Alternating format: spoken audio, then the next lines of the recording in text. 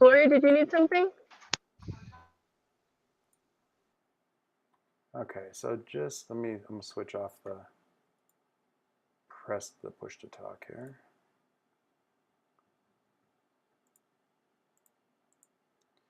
All right.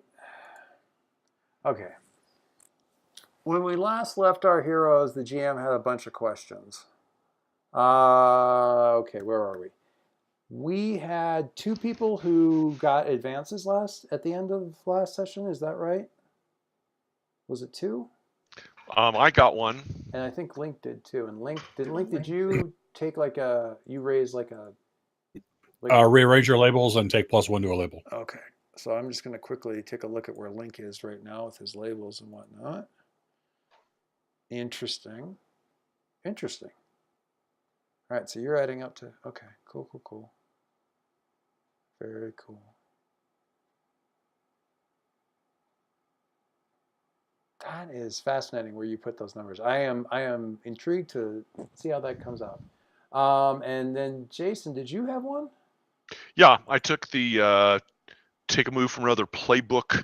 Right. Protege, been reading the files. Having learned about the Sumer world through the Foundation's researchers, when I first encounter an important superpowered phenomena, roll plus superior, hit. Tell the team one important detail I've learned. The GM will tell what, if anything, seems different from what I remember. 10 plus, ask the GM follow-up questions. They will answer honestly. Miss situation as well outside base of knowledge. GM will say why. Awesome. So it's a great time to have had my superior drop. Yeah, and also attempting to drop it again here in just a hot minute. So whether or not that actually goes anywhere, we shall see. But Included that we're in North Carolina. yeah, we're in the. Okay.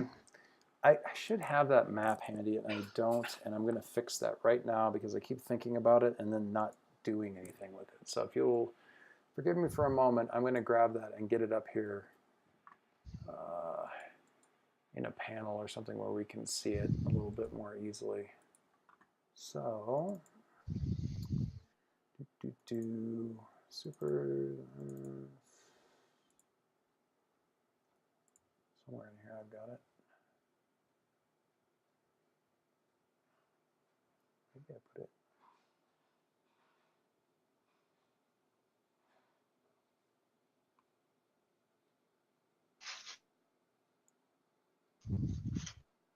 Halcyon City. Yep, there we go.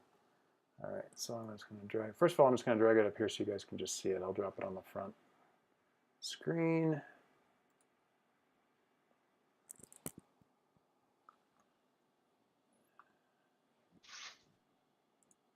So that just kind of gives you, and it's actually probably bigger than that, but it's right in the, and there's a bay there. So if you just look like about 100 miles or 200 miles south of Chesapeake, and there's a bay right there, and it's off of that bay, which unfortunately I didn't zoom in far enough to see it, but it's right there.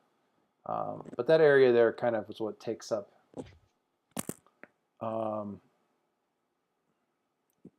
that's at least the core of the city there. I'm trying to think. I want a good name for the. I was looking around there, looking at different names and stuff of the locale, and I was trying to think of like a place to put like the super prison, and I couldn't think. On an artificial island in the middle of the. I was tempted to do that, there. But I didn't. Harry's showdown on the way there was like out in the was still on land. How about in the Kill Devil Hills? That is super tempting. Kill Devil what? Like Kill Devil Prison? Just call it that? I like that. Kill Devil Prison. It's a little bit on the nose. On the nose? I don't mind that too much. So yeah, we'll just have it at Kill Devil It was Prison. Founded in the Golden Age. How's that? Yeah. Everything was on the nose. Yes. That was sort of their main move, being on the nose. So yeah, we can have, part of it would have been him cross. I don't think he made it all the way across there. I think he probably would have been, and I'm going to try to ping this. I don't know if it'll actually let me ping it this way, but I'll give it a shot. No, it won't. Yeah, it will. I think Harry was probably right about here and about to cross the bay. when he was intercepted by Alicia. He was still on the mainland after a fashion, and about to cross. Okay, so Jason did that advance. Link took the other one. I answered the question about Ghost Girl's relative technical expertise. And the other question I had was regarding her powers, but it is written down there. So I picture her like phasing in and out of both walls and stuff. And plus we have her move, which expands things with like shadows and whatnot. Is that pretty much correct? Unseen world, communing with departed ghosts. I like it. I love being good spirits. It's a terrible pun, and I love it so much. All right. So, besides me, probably Bill and Dave, did anybody see the conversation, the video conversation that Jason had between himself and Alicia? Did anybody else watch that or read the thing? Just read the dialogue. Doesn't really matter. Yeah, we watched and mocked. I think it was I think it was fine work. Well done, Dave. I have to say that because I figured your family would probably mock you for all the extra work. Yeah, they. Pity my. When Go ahead. us on Sunday and Dave was working on yet another one, we're like, what? Catherine keeps making noise about how my name is always the last thing on so many of the entries on the forum, I don't know what you're so I talking may need about. to dial it back. I just pity my wife having to listen to recaps of this game. Usually as soon as I get done, and it's like 11 o'clock and she's half asleep, or actually all asleep, and I don't seem to care. I just keep talking. Okay, so we're a little bit late. I apologize for the late start. We will get a handle on this or something.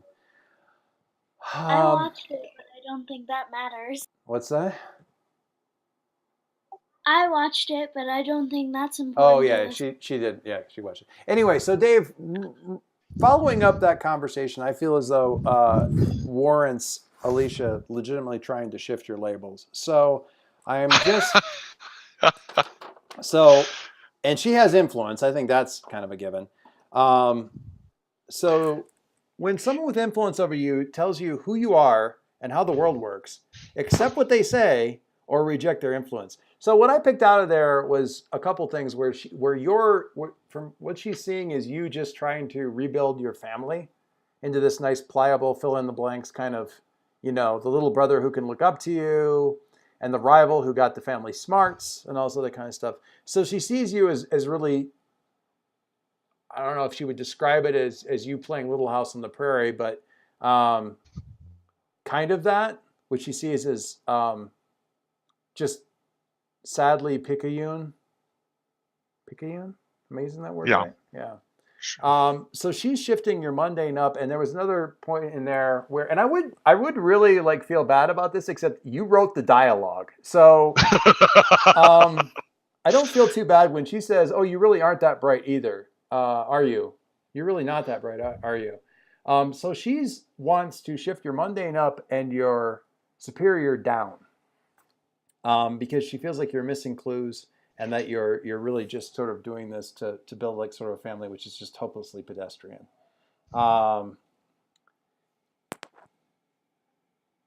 Accept what they say or reject their influence. If you accept what they say, the GM adjusts your labels accordingly. If you want to keep your labels as they are, you need to reject their influence. This is not, for the record, make their influence go away unless you roll really well.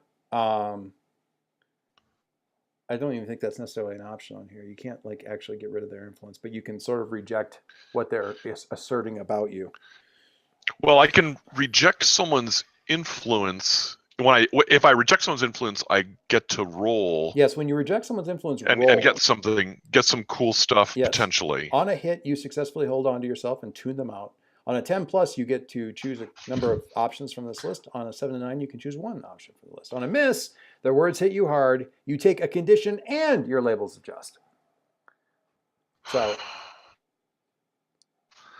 but you can actually cancel. There is an option on this list for canceling their influence, which is a big deal, obviously. Or you can accept it. So if okay, So you someone's can influence tells you who you are and how the world works. If accepted, a gym.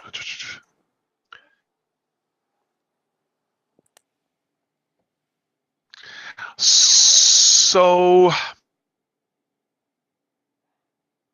I kind of have decided that actually it was that encounter with Alicia that kind of drove me to have that conversation with Link, with Leo. Yeah. And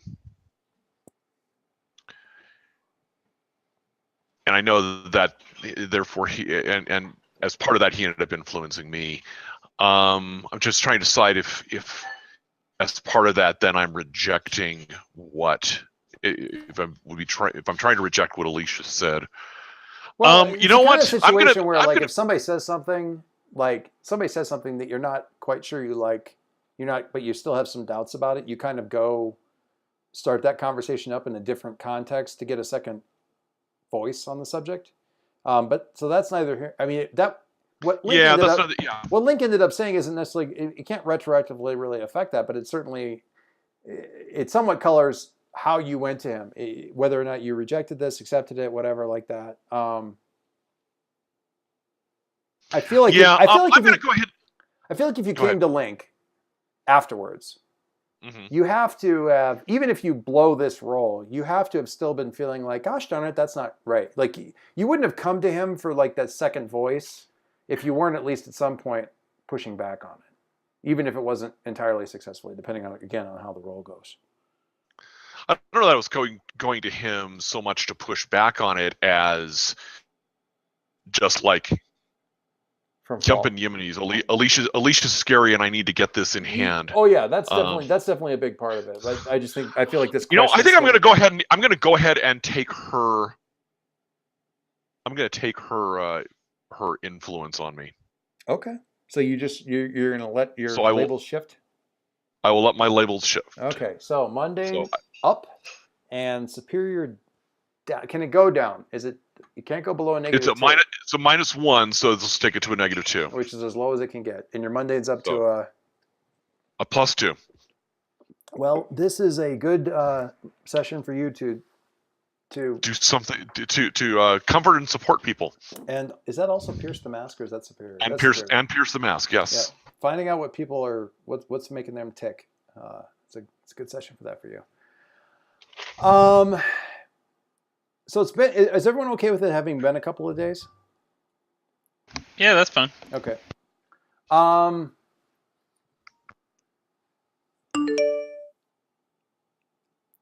So real briefly, and I mean, oh wait, does anybody want the recap panel? I guess we kind of jumped in, or do we not care about that this session? Did I clear everybody up enough? The recap screen page. Well, I did it last time. Yeah, so you did it last time. Oh, you mean for this time? Yeah. Coming up? Does anybody want to do it? You want to do a recap? Okay. So the basic idea is just like one page, a couple of quick panels with a little yellow narrator box text. If you want to do it, and this would delight your GM, but you don't have to. I think he's asking if you want to do it for this week. No. Nope. Right now, recap what happened in the previous session, which was to say, like, the disappearance of Harry, the kind of the conversation with Jason and Ghost Girl in front of the studio, and the show, like the finishing up Troll, and then retreating into Hyena's thing. Or you can just lay dibs on next week, which is fine. I'm not sure if anybody really needs to clear up a lot of conditions and stuff like that this time, except for Harry. Why don't I take this on next week, unless Harry wants to do this week? Nope. All right, Harry. All right. So Real briefly then, instead of in lieu of a recap thing, I'm just real curious. I think I have a pretty good sense, and if all Dave wants to say is yep, I think I have a pretty good sense of what Jason's been up to in the last couple of days since you guys like sort of made your way back from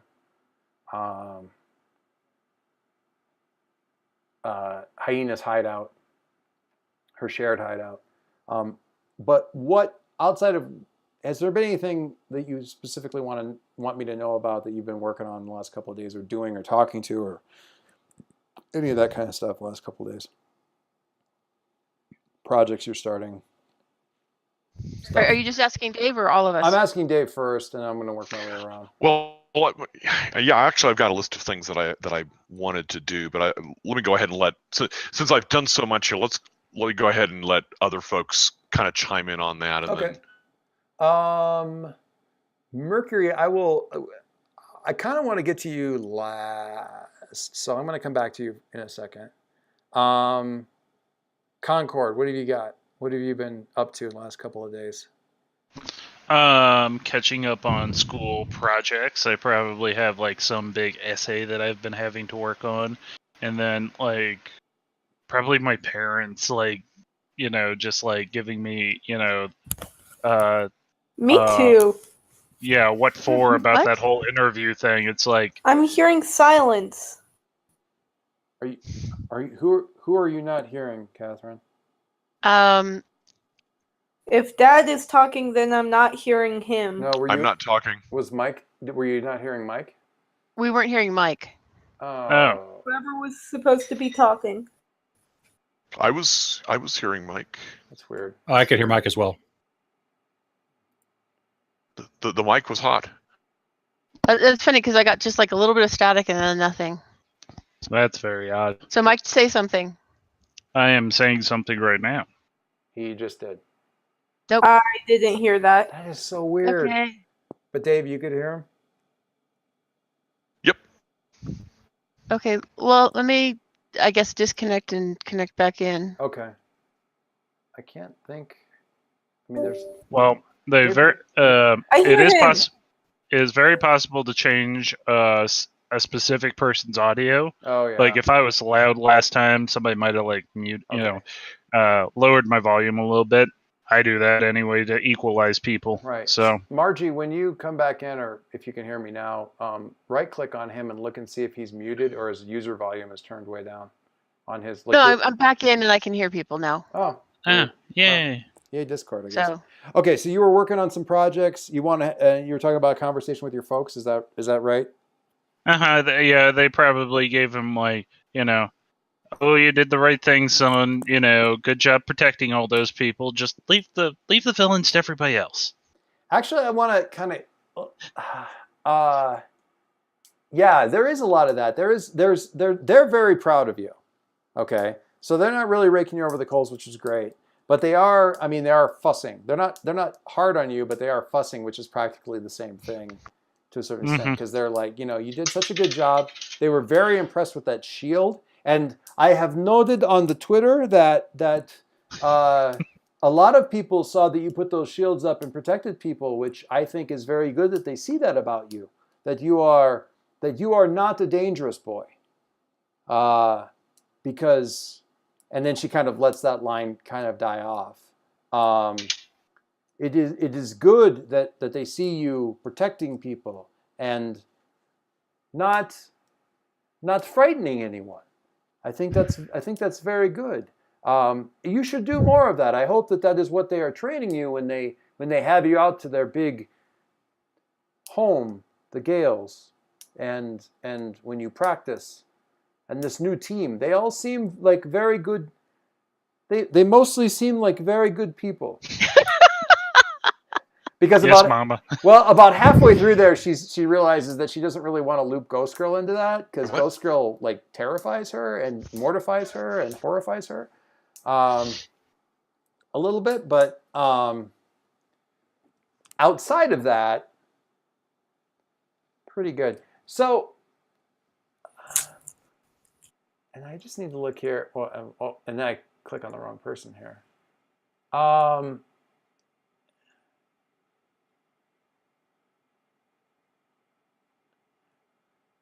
I just think, it is good that you use your powers, but it is good that you protect people with those powers. I think it is good and good that you are not doing the dangerous things, doing the violent things.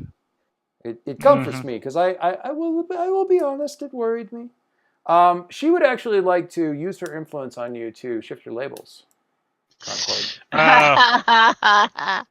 She wants to. Well, She wants to shift. Ma, don't shift my labels again. She wants to shift your savior up and your danger down. well, Adam is going to let her Okay. All right. because So, that is it's what Mom. little 13-year-olds should be doing.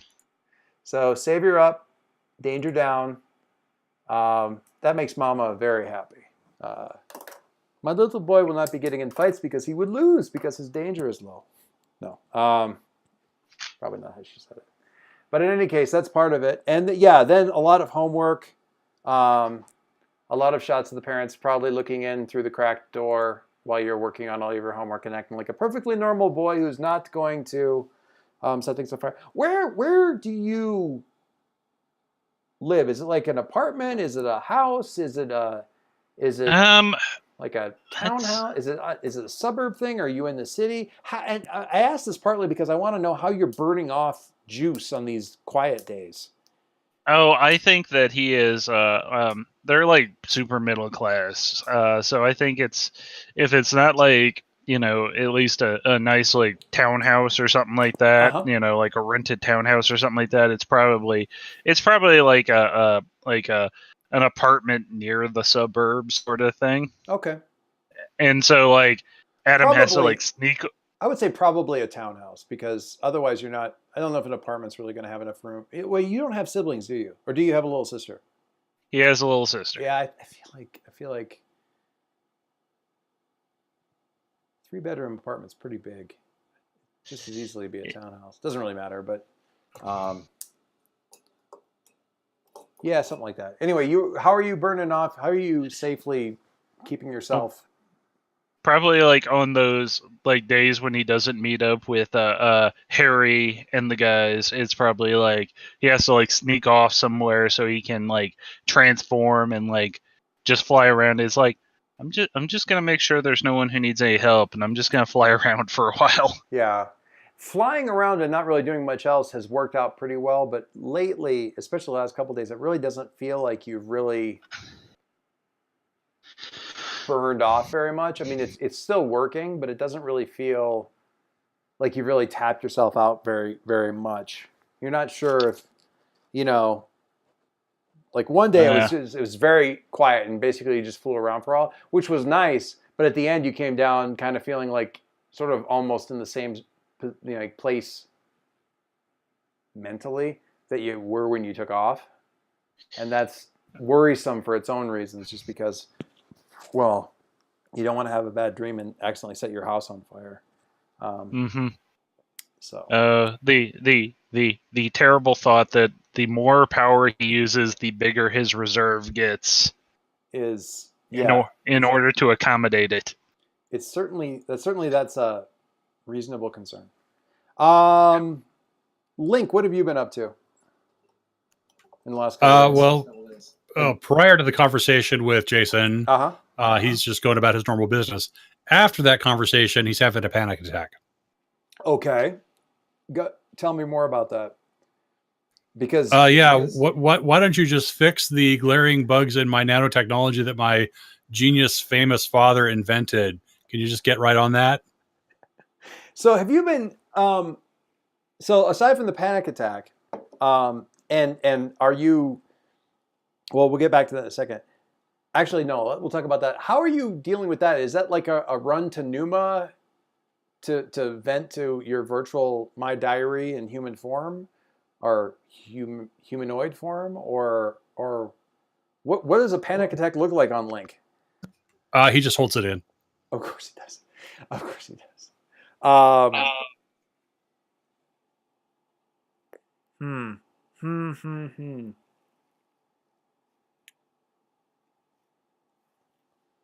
So I think if you're not saying anything,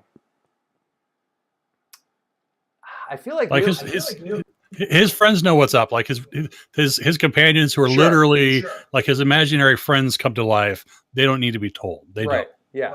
Numa knows what's going on, but she's also in this weird kind of headspace where she doesn't want to say unless you say, whether that's out of stubbornness or because she feels like she's doing you some kind of favor of like, he's going to learn to start to verbalize these things. You know, it's almost like a teen coach like version of use your words.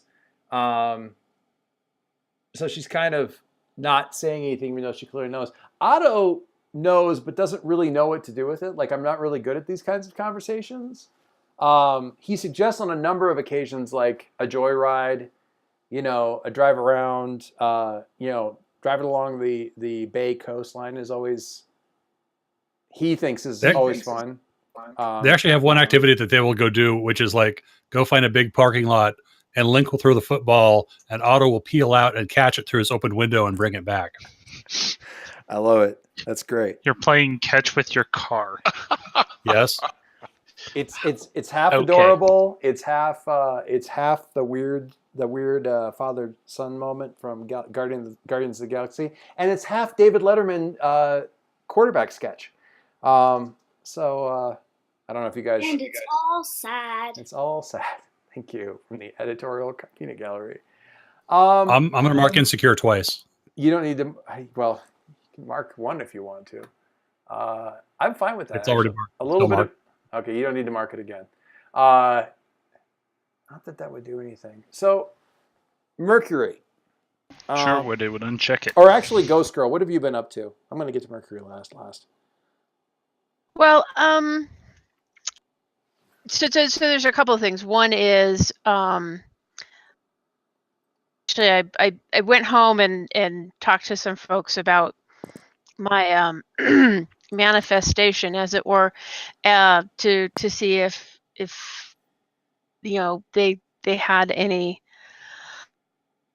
ideas of how to make it less scary. Figure out what was going on, because she still really scared herself on that. And the other thing I would probably do is if I noticed if I did notice Concord off at some point flying around, I might engage him in conversation. And when you say go back home, are you talking about the cemetery? I'm talking to my dead friends. Okay. As opposed to my live friends who wouldn't understand. Okay, so I need. Oh, hey, Adam, did you ever figure out? Well, we haven't really gotten that far yet, but did you figure out kind of who you wanted to have that influence over? A generic person, or that specific person, or some other person, or? I had not. Okay. But I thought you came up with a good idea. I just don't know if like it's the right point in Adam's little arc for that yet. Okay. In that case, then we're okay. So just so you guys know, and let the record show that the official coffee shop that last part of the fight took place of it is actually a chain throughout the city. It's called Deja Brew.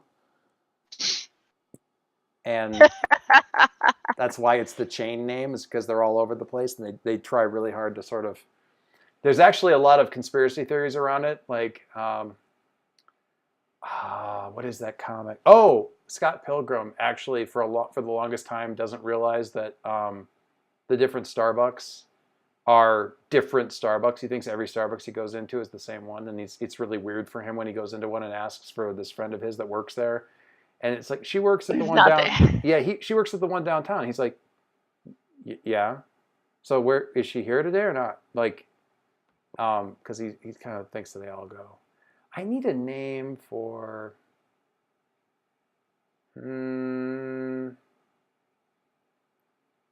Hope Cemetery? No, that's a. No, I have the name of my. I have all my information about my cemetery. Oh, death. Okay. So what's the name of the cemetery? It's Oak. Hang on a second. Cemetery. That's back when I thought we were in Georgia. Oak what cemetery? Hang on a second. I lost it. Oakland Oakland. Cemetery. Oakland Cemetery. That's fine though. We can keep that. Unless you want to change it later, but that's fine. No, that's fine. So you are... I even have a picture of my gravestone. I love that so much. I don't know. I'm almost ashamed that I do. All right. After all, your gravestone is part of the plot. It really is. Oh. Yeah. Oh my God. Thank you. You know what I loved best about that? I could tell, and maybe I was wrong, but I'm pretty sure I could tell that Bill wanted to make that joke so badly and so quickly that he quickly unmuted while he was still like having supper, just so he could get the joke out. Trying to speak carefully around, but he really, really important to make that joke. Oh God. Okay. So tell me, who do you go to talk to about this? Or you just sort of go to everybody? Is this like the graveyard book and you have this community of support? No, I mean there's specific people that I talk to more than others. In this case, I found Dorothea Hames, Okay. Hyams. She was really involved in the suffragette movement and some other things that made me really proud of her. So she was more recently. She's a more recent. She died in she died in 1953. Okay. So I am, I consider her a really strong woman. So I was talking to her about sure my concerns of scaring people and wanting to be helpful, but kind of still not wanting to be seen much. Okay.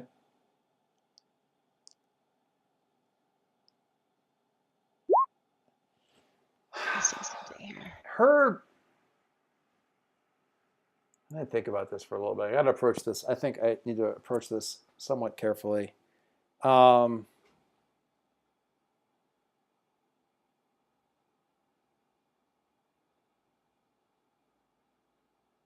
thing that she feels is the most important thing is how you feel about what happened. She's very... The thing that she's most adamant about is not to... if you want to be concerned about a thing, be concerned about a thing, but don't be concerned about what people think about the thing. If your worry and your... Now she'll stick with worry. If your worry is about what this means about you and the fact that it upset you, then that's fine. That's where your heart takes you. If your fear and your worry is about what somebody else thinks about it, you need to let that go. That is a road to pain and a road to failure, and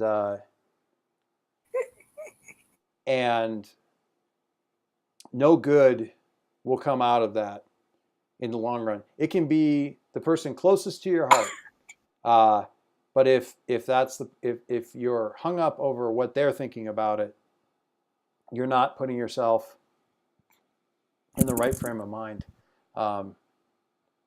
You're approaching the whole world, at one remove through somebody else's eyes, and you can't live like that. And the irony of this, of course, is that she's like, you can't live like that when you guys are both sort of like perched on gravestones and see-through. Also, I'm going to take away potential from all of these people. Oh my God, you guys suck so bad at these chats over in the sidebar. Making puns is a grave matter. You're digging a little deep here. It's morning in America. We've hit rock bottom. Digging deeper, certainly.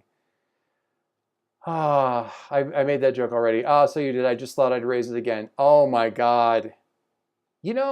I don't think that Catherine really gets to sit on too high a horse when it comes to the puns that happen in this game. Oh no, What?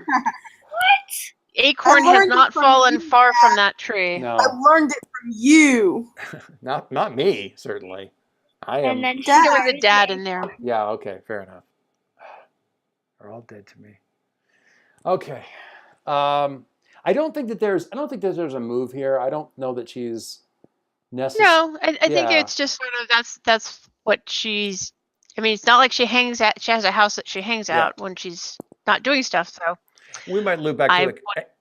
I think I might that loop back to the I do. Concord thing in a little bit because I Mhm. think that's useful too.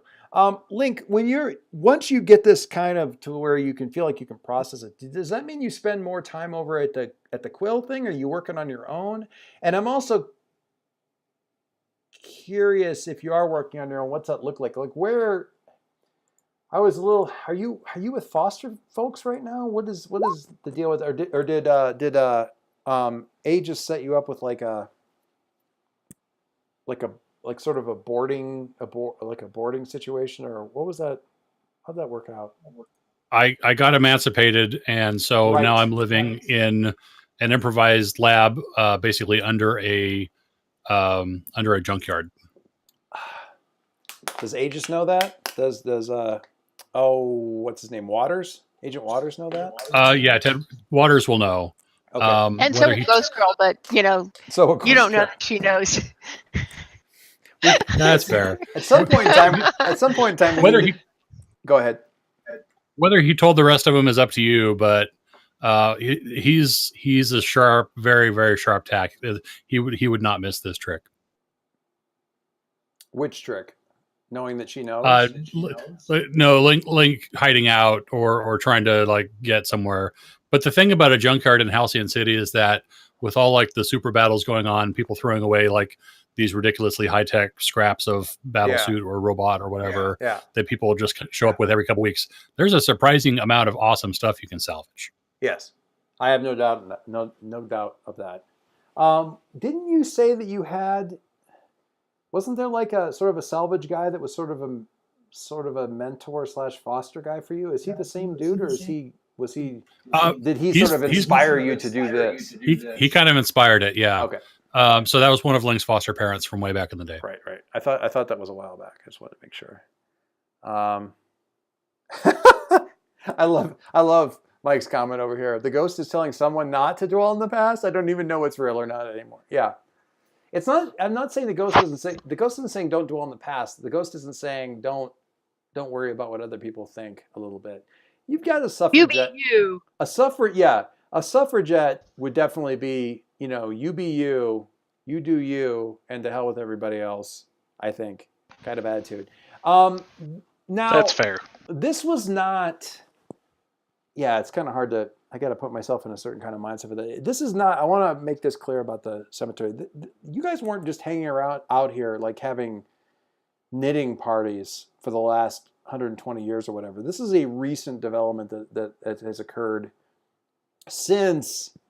I mean, all the at least most of the spirits that are active in this cemetery right now are a result of the altercation between Dr. Infinity and Magus Everard throwing down. So a lot of temporal energy and arcane power and stuff. Nobody's. But that's also why there's a wide range of people that or was people. Yes, absolutely. that I associate with. Which is totally fine. I will say that of those, by and large, most of them are not nearly. They're able to manifest to a greater or lesser degree, but they're not nearly as they're not as powerful as you. Right. Just flat out. They're not. You're not like one of 50. And it may be because you were near the center of. It's probably. I mean, the initial. If you think about it very much at all, you probably attribute it to being near the center of the conflict. I mean, sort of. I was feeling like spot here. because we're talking about her being an outsider kind of relationship. I mean, one of the things that we have in there is the hold on. Unseen world. Yeah, the unseen world. I'm not sure if that's one of your moves right now, but it's definitely a thing that's in Yeah. Well, no, I'm trying to figure out how to. There we go. Uncheck it. there. There you go. Yeah. Yeah. It's Right. backwards. So yeah. Right. So that sort of implies that.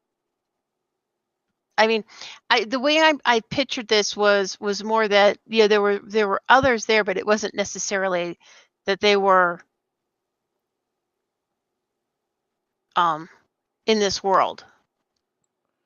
Right. No, yeah. There's a fairly small subset of those that can sort of project over here the way you can. Some that are sort of a lot more that are active but not really able to project here. Whether or not the suffragette person is or not. It's people that really only you can see. Okay. There's a really relatively limited number of those who are active, and some that can sort of project themselves into this world choose not to. Like you can't. Like there are gravestones, plots very near where you are located, where you can't get a rise. Pun not actually intended, but I'll accept it. You can't get a rise out of certain grave plots near you that really you should be able to.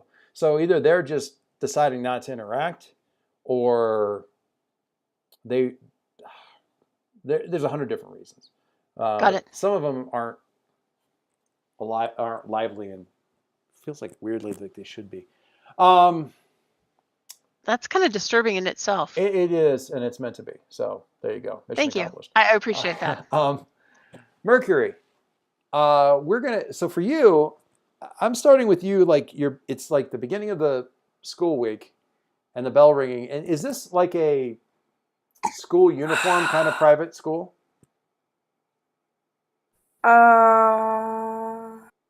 We'll laugh about this later. Was it Gotham Academy or whatever that Artemis and Robin go to? Yes, that was amazing. Perfect reference. We'll laugh about this later. We'll laugh about this one day. Is that kind of a thing, or is it just like a private school where you can kind of wear whatever? What's the culture of these sort of private but out superhero families that? And it's not all supers. It's not even mostly supers. It's the same, really kind of the same relative percentage, say, as Halcyon City in general.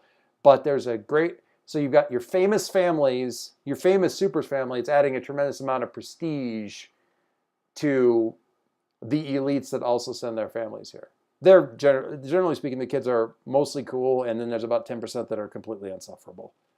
Yeah, I definitely think that since it's more influential families and stuff, they want to make sure that the kids look respectable for, the public image and everything. So it's the jacket, the school tie, all that kind of business. Okay, so you're coming in and, lockers. Everybody's sort of pointedly not really paying that much attention to you. And you're kind of slumping in. Still down, apparently down from previous stuff. And while this is happening, the shots that we're seeing of like you opening up your locker and putting your books away and grabbing the stuff for the first class, we do a couple of flashback panels to you. Maybe is it later in the evening or later in the afternoon, finally getting back to the Gale house outside of town there, and coming in and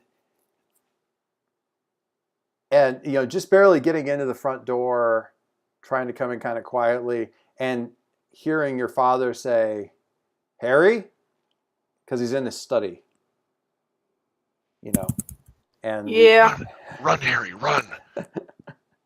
that's never not appropriate. And So- always fun. So he's in there, and he's sitting there and weirdly like doing like longhand like paperwork kind of stuff and filling things out. He's got his like glasses down low on his nose. The disappointed senior Gale picture that's posted in the journal was great. Somebody's breathing in the mic. Sorry. It's all right. It's all right. But he looks up and he goes, "So, how do you think that went?" He's in that kind of slow, not quite paying attention voice of somebody who's trying to write something other than what he's saying.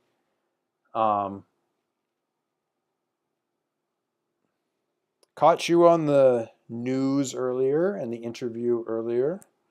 How do you think it went?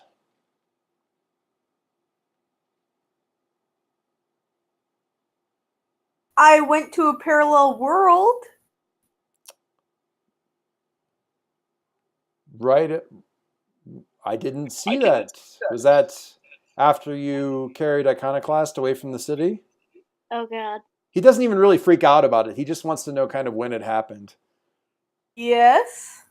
I see. All right. Well, he sets his pen down, sits back a little bit, kind of puts his hands on the arms of a chair. Ready for some feedback?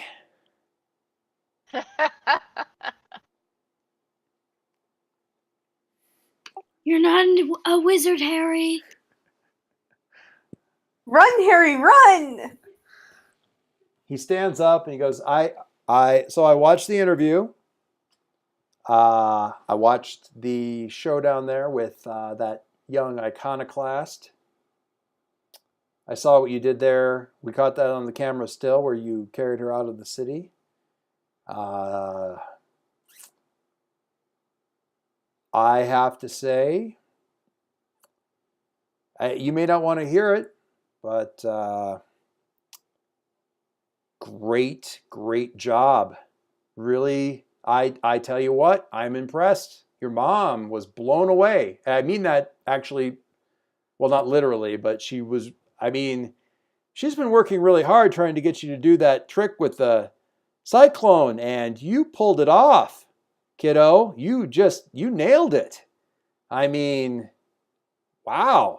And getting taking one for the team and picking up Iconoclast and getting her out of there while you're getting hit.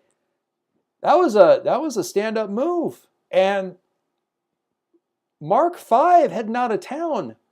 I mean, against traffic. I am very. I tell you what, just between you and me, he kind of comes over and he's putting his arm around. He picks up, and you notice, because this is about 5 or 6 in the afternoon. You notice you hadn't seen it because of like a pen holder and like a brass statue, like figure that he's got on his desk that apparently was a gift of him, obscuring it. He's got like a little tumbler of whiskey or brandy or something like that he's been apparently sniffing at while he's been. He picks that up and he goes, "I have to tell you, at your age, I was not hitting Mark V, kiddo. I was not." I mean, good stuff. And you know what? You're out there. We've got problems. Your fine control doesn't really exist. But, I mean, when it comes to brute power, it's very impressive. The stuff you were doing out there to protect other people, you have the right instincts. I don't know that you're ever going to, well, no, I should say, I think that eventually, you're going to be able to start to pick up those more nuanced applications.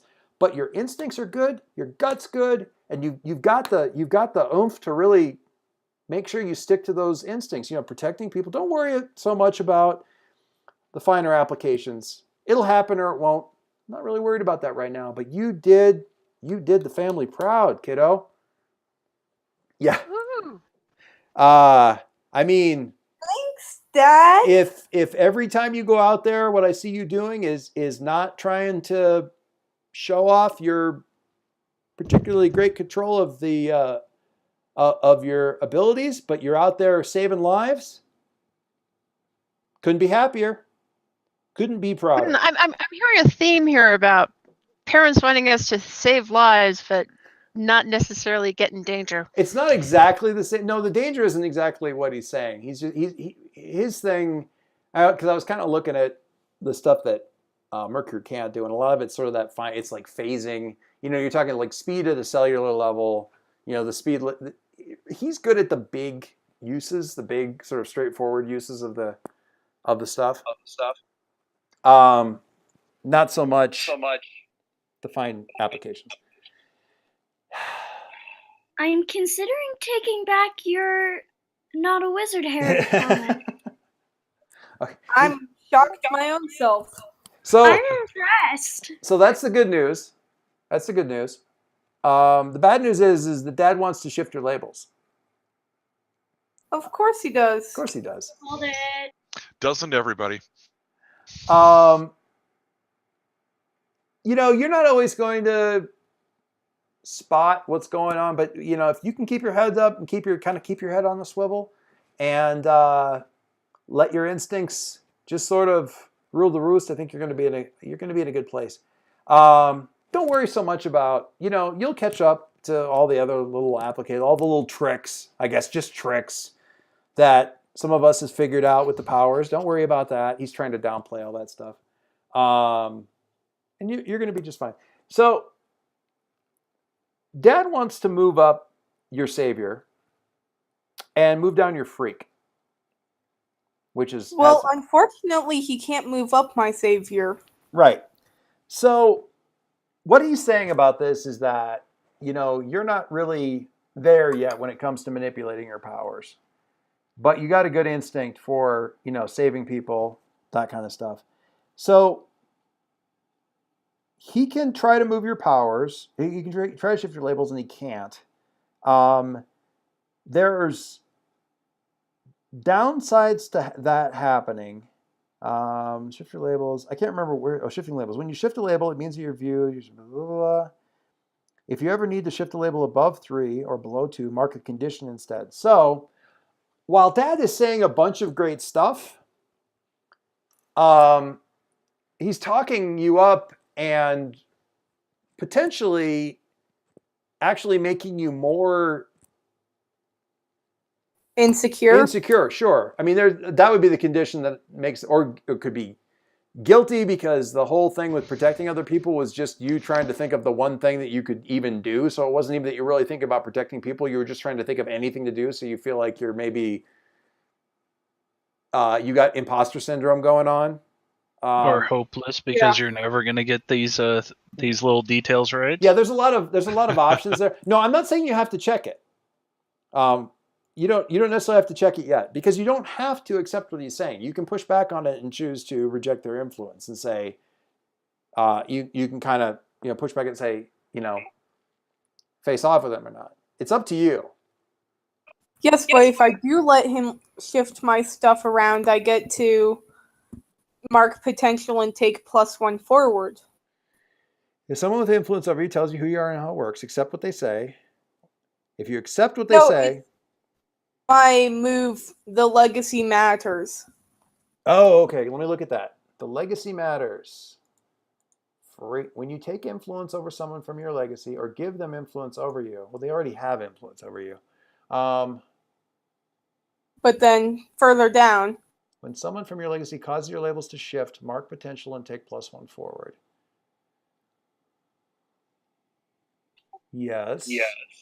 Here's the thing. It's a cold and unforgiving world where everyone wants to shift your labels.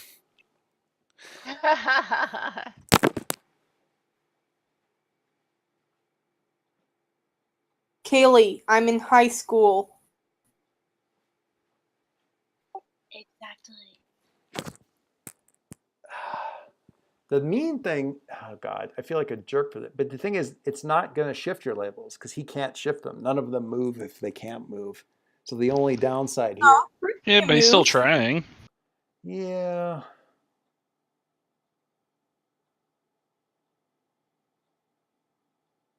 Yeah. I can see, because it would all be kind of a cascade. Causes your labels to shift. They can shift. So you take a condition, but you also mark potential and take +1 forward. I can see all of that happening. It works for me. So yeah, so if you want to do that, you absolutely can. Or you can push back on dad and say, no, man, that isn't why I did it. I wasn't protecting people. I was blah, blah, blah, or whatever. Nah. Let dad have his say and just say thanks and then walk out feeling what? What are you feeling? What's the condition that you pick up after all that talk?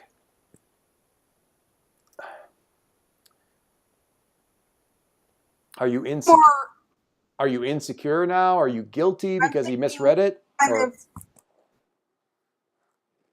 say that again? I'm thinking kind of afraid, like, oh, now I have to live up to, and less insecure and more like next time I'm really going to screw up? Yeah, something like that. I think that's still insecure. If you look at kind of what insecure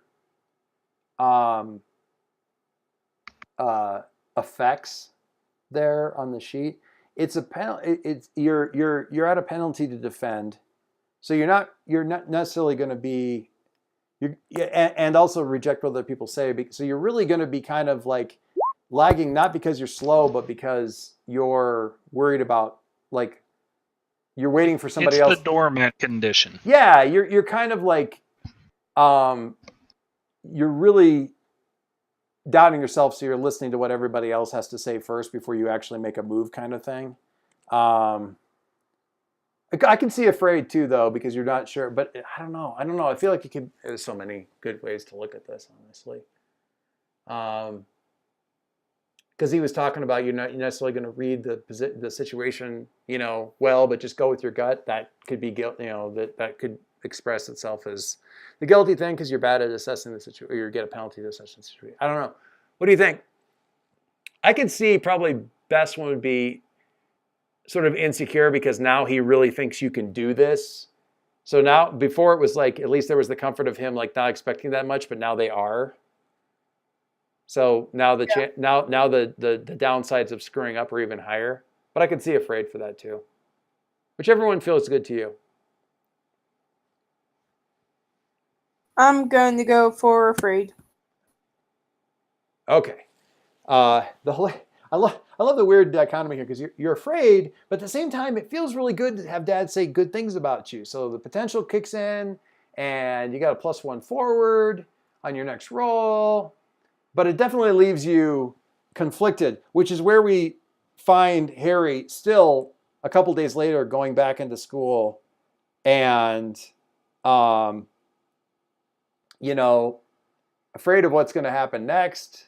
Oh God, teachers and classmates saw it. Yes. But yes. what are they going to say? They all know. Well, and that's... They're all laughing at that one screw up I had there, and... Oh, and this is the other thing. And by the way, I mean, I know you got... I mean, we don't really have any... I probably... Just... If I'm going to give one little piece of constructive criticism, kiddo, when you deliver the prisoner to the prison, they generally like you to get them all the way there. I mean, doesn't matter. She's behind bars. Job's done. But he's kind of doing like a little joking thing. It's okay, but it's not entirely okay, but it's okay.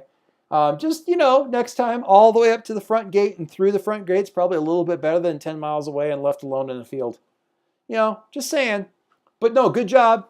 Villain captured. So, that's a check in the W column. Okay. We good? Good talk?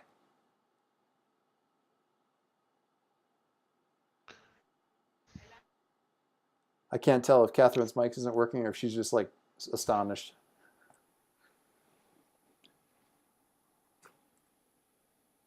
Oh, I'm You're disconnected. cutting a lot. Oh, You're cutting a lot in and out. Oh, I can hear I it. think you're back. I can hear it. Now I can hear you. I totally couldn't hear you there for a while. Yeah. Weird. So, sort of the information that you didn't have during that day when you came back, that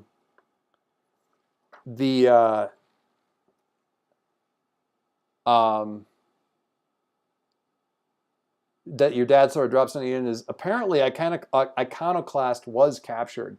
There was like somebody from the prison saw the light show out there and went out to investigate and found Iconoclast just sort of laying in the area. Figured out who it was and brought her back to Kill Devil Prison. Love it. The whole way. Well, the rest of the way. But joking admonition from Dad. But worth knowing that apparently Alicia, after doing whatever she did to you, didn't bother like going, let's save Iconoclast. She just left, which left Iconoclast in prison. That feeling in the back of your mind that your dad actually went and picked up Iconoclast and took her in after making sure she hadn't been dropped off already. Just double checking on the kiddo. It's not helicopter parents. They're way too fast for that. Helicopters are much slower. Bullet train parents. Bullet train parents. Something like that. Okay. So you get to your first class and you sit down and the bell rings, the teacher comes in and says, all right, first of all, first order of business. Happy birthday, Susie. Quick. And she starts clapping and eventually the class, some of them join in pretty quickly. But all the classes basically eventually joins in on clapping and they're all clapping for you. You start to clap and then realize it's like for you. And, a couple of whistles from the back, a couple of cheers, a couple of really ironic, like sarcastic, like, yeah, go Mercury, woo, kind of things from, a couple of the kids. Actually bright red. And then that sort of dies off. So we won't go around the room right now, I think, and ask what everybody did over their weekend, since I think Mr. Gale is probably going to be able to beat us all with regards to that. So let's just skip right to the test. And a lot of groans. And you realize there is one important thing that you completely forgot to do over the course of the weekend, which is study at all for the test that you have. Fortunately, you're a speed reader, so No, I'm not. No, he isn't. That's the ability. But if they think you are, yeah, it's really odd that you didn't. We'll give you 5 minutes to study real quick. Anyway, so here I just want to point out one of the ways to clear afraid is to run away from something difficult. And I'm going to see what...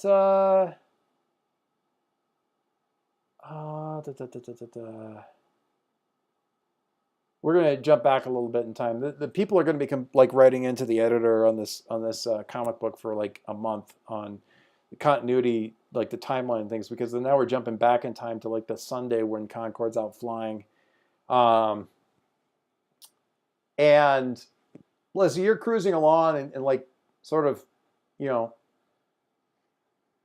thoughts wandering and trying to figure out if I don't know, is a flight really, is it tiring me? If I fly faster, am I tired? And look up and Ghost Girl is just kind of hanging in the sky in front of you. Looking kind of as you're like, not like right in front of you, but like you're quickly coming up on her, like pedestrian in the crosswalks kind of speed. What do you do? Stop and kind of wave and be like, "Hey, Ghost Girl. What do you call Are it? you restless tonight too?" That's not like I actually need to sleep, so. No. I was I guess just, that's true. about you spending so much time up here. Is everything okay? Yeah, I just needed to get away from the house. Like, my parents were just like, they were really happy that when I helped people out at the interview, but they're not really great about like letting me have time to go do things like I'm this. losing. Like, I'm doing. Yeah. How about now? Yeah. Better. Okay. But yeah, they don't really let me do or have time to do things like this where I get to like burn off my powers a little bit, because they get a little bit scratchy if I don't use them for very long. You mean they itch? Sorta. Huh. More like a terrible, terrible, terrible thrash, where the burning is Yeah, actual burning. No.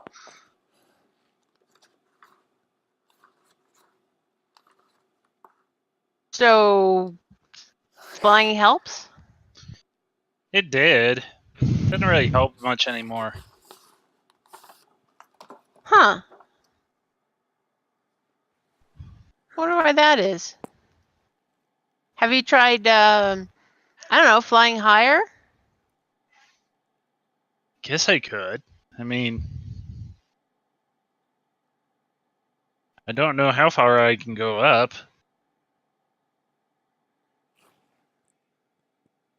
Well, Is this the time when Ghost Girl's like, well, we can go up? Okay. I don't know how far I can Sure, go up either. sure. Let's find out. Sure, let's burn off some energy. I take his hand. Now, so I've been curious about that. How Ghost Girl can interact with physical stuff pretty easily, like pretty much at will. Is that fairly accurate? I'm sorry, what was that?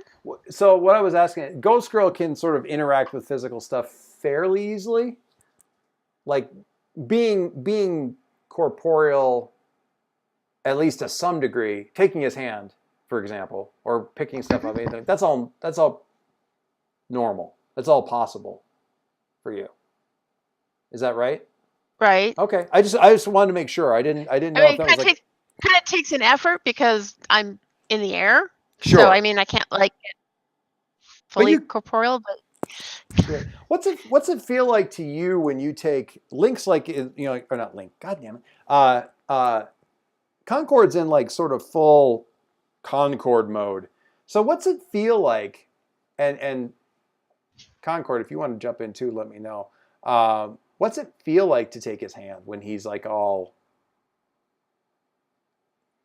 enshrouded in his power? It would kind of be funny if she didn't actually have to like manifest and be solid in order to grab onto him. He's just solid to her. Ooh, I like that. Or at least the thing inside of you is solid and it's sort of U-shaped, so it feels like you. As an energy signature, it's it's a Concord, it's a atom-shaped energy signature. It works out to the same thing from her point of view. But how do you think it feel? I mean, what's it like for Ghost Girl, Margie? well, I think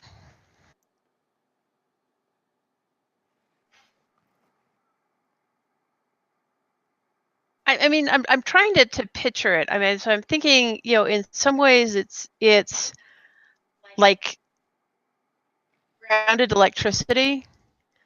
So if you've ever done one of those things where you're holding hands, Oh yeah, in a lake, and someone talks to, someone's, touching electrical source, and it's kind of passing through you. Yeah, the little But it science doesn't really experience. hurt, but it has that weird kind of electric You can feel it vibration. For sure. Yeah, I like that. I like that a lot. That's really cool. So what does it feel like to so Adam, what does it feel like? What does Ghost Girl feel like to you? Kind of like It's a very Probably kind of. it's a very different. I'll say this and leave it for you to do more with, but it's a very different energy signature than you.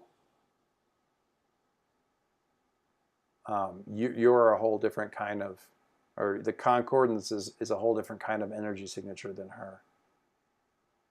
Yeah. I think it's kind of like holding on to a magnet. Like two magnets that are trying to push away from each other and trying to hold the two of them together. Interesting. So you're actually getting on the push part of it. So, but she's not really picking up on that. So it's mostly you that's picking up on that sort of thing. Mm-hmm. How does the concordance read her? Because I know that you've got the, like, you can pick up different virtues and stuff like that. Oh, that is a good question. Let me look at my list really Yeah, quick here. look at that. While you guys are flying up, this is like you're getting a much. I mean, the further you get away from other people, the more the concordance almost seems to focus down on her because there aren't more people to read. And you get a sense to a certain extent that the concordance is always kind of. For whether or not there's a weird overtones to this phrasing, I'm going to say there's a. It's kind of always scanning people. Yeah. For their virtues and stuff like that. Yeah, I think he kind of like sees people's auras just like wafting off of them. Yeah. Sort of thing. But as you get further and further up and you're further away from everybody else, it really kind of just sort of doubles down on her a little bit more strongly.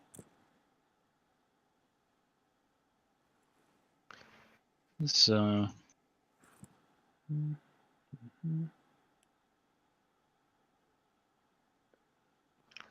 So based on my little color chart here, I have I'm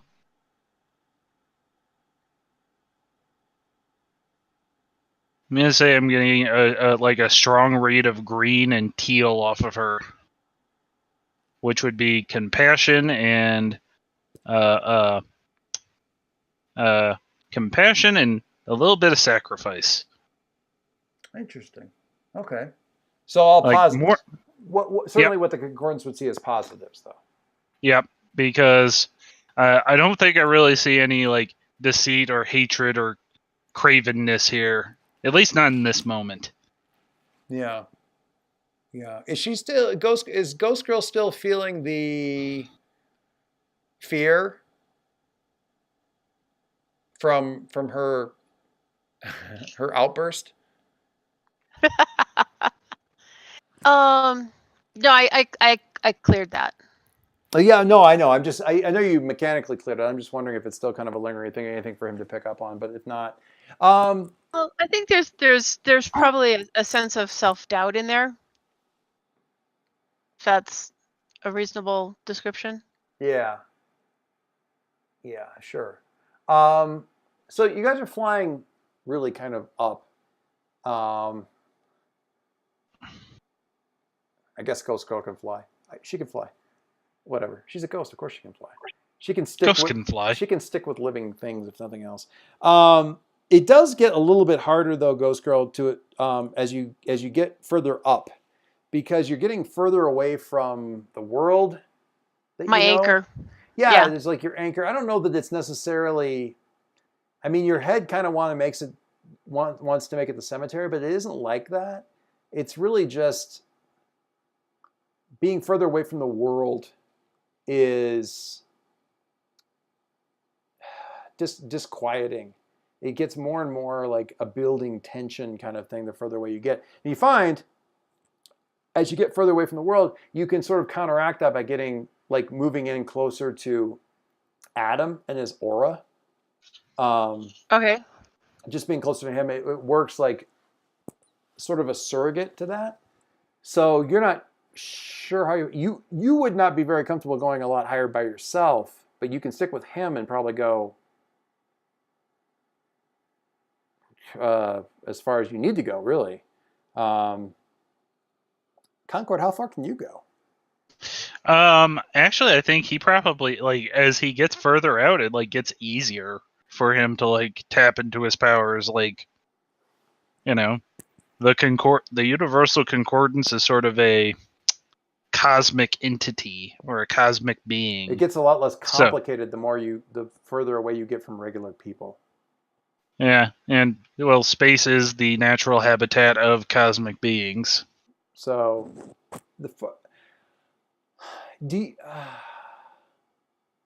so Ghost Girl is moving in a little bit closer. She's not exactly fading, but her aura.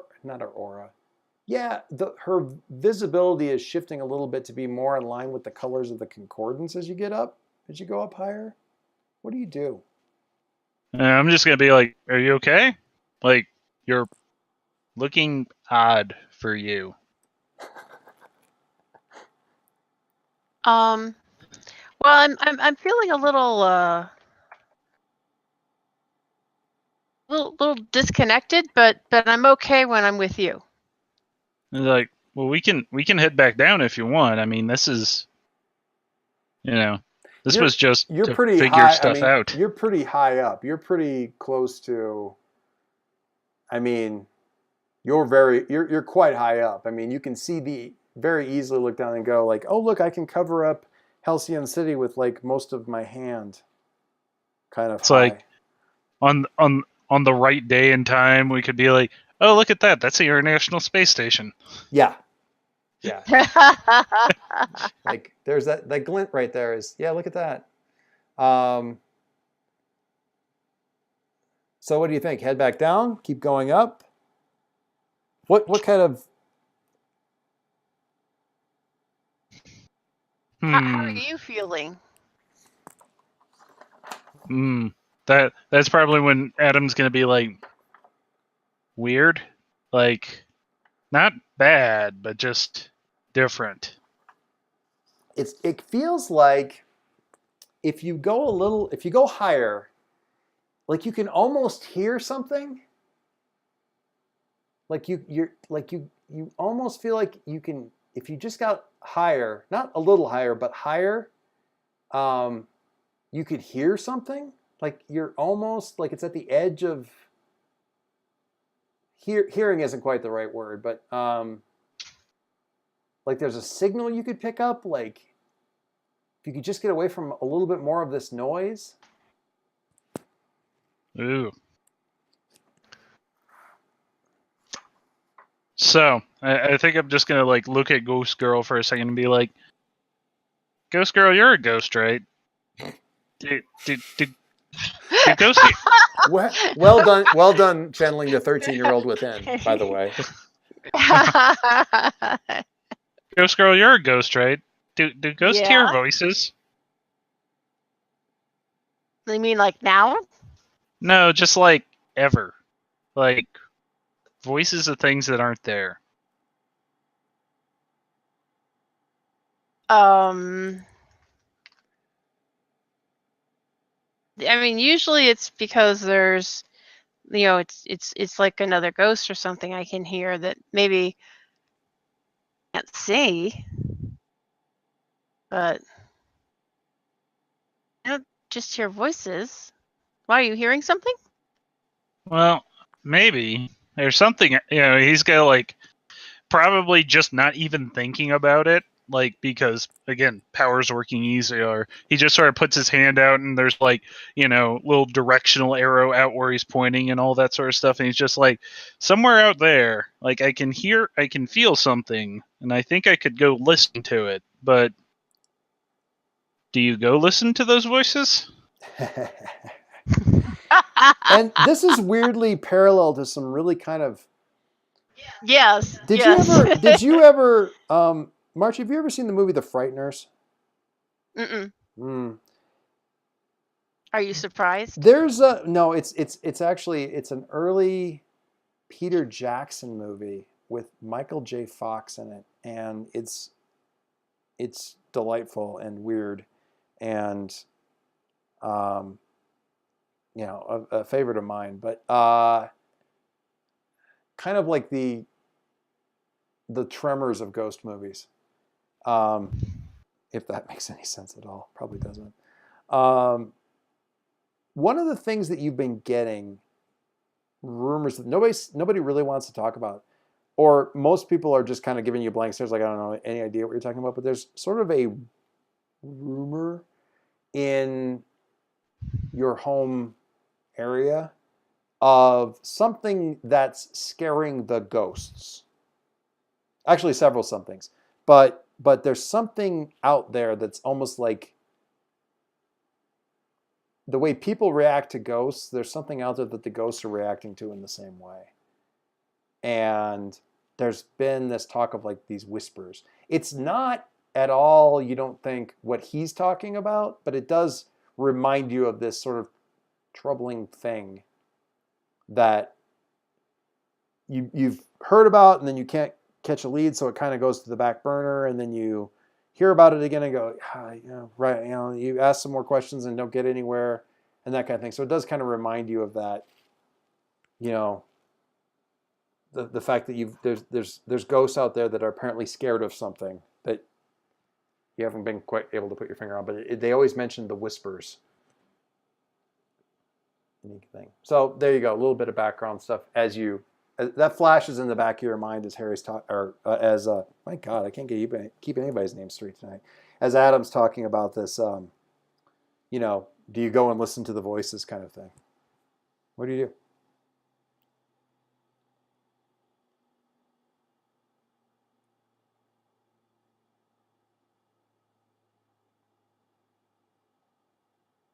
I'm sorry, was that to me or Yeah, to so Adam? that was to you. Sorry, That was to you. So this is flashing through your head about the voices thing, and as he's asking, do you go and listen to whispers? Before I get an answer to I that, would probably say something like, well, if you do, you shouldn't do it alone. I like that. We're going to stop right there, pause on that for a second. I'll flip back over to Harry. Hey, Harry, do you tell anybody?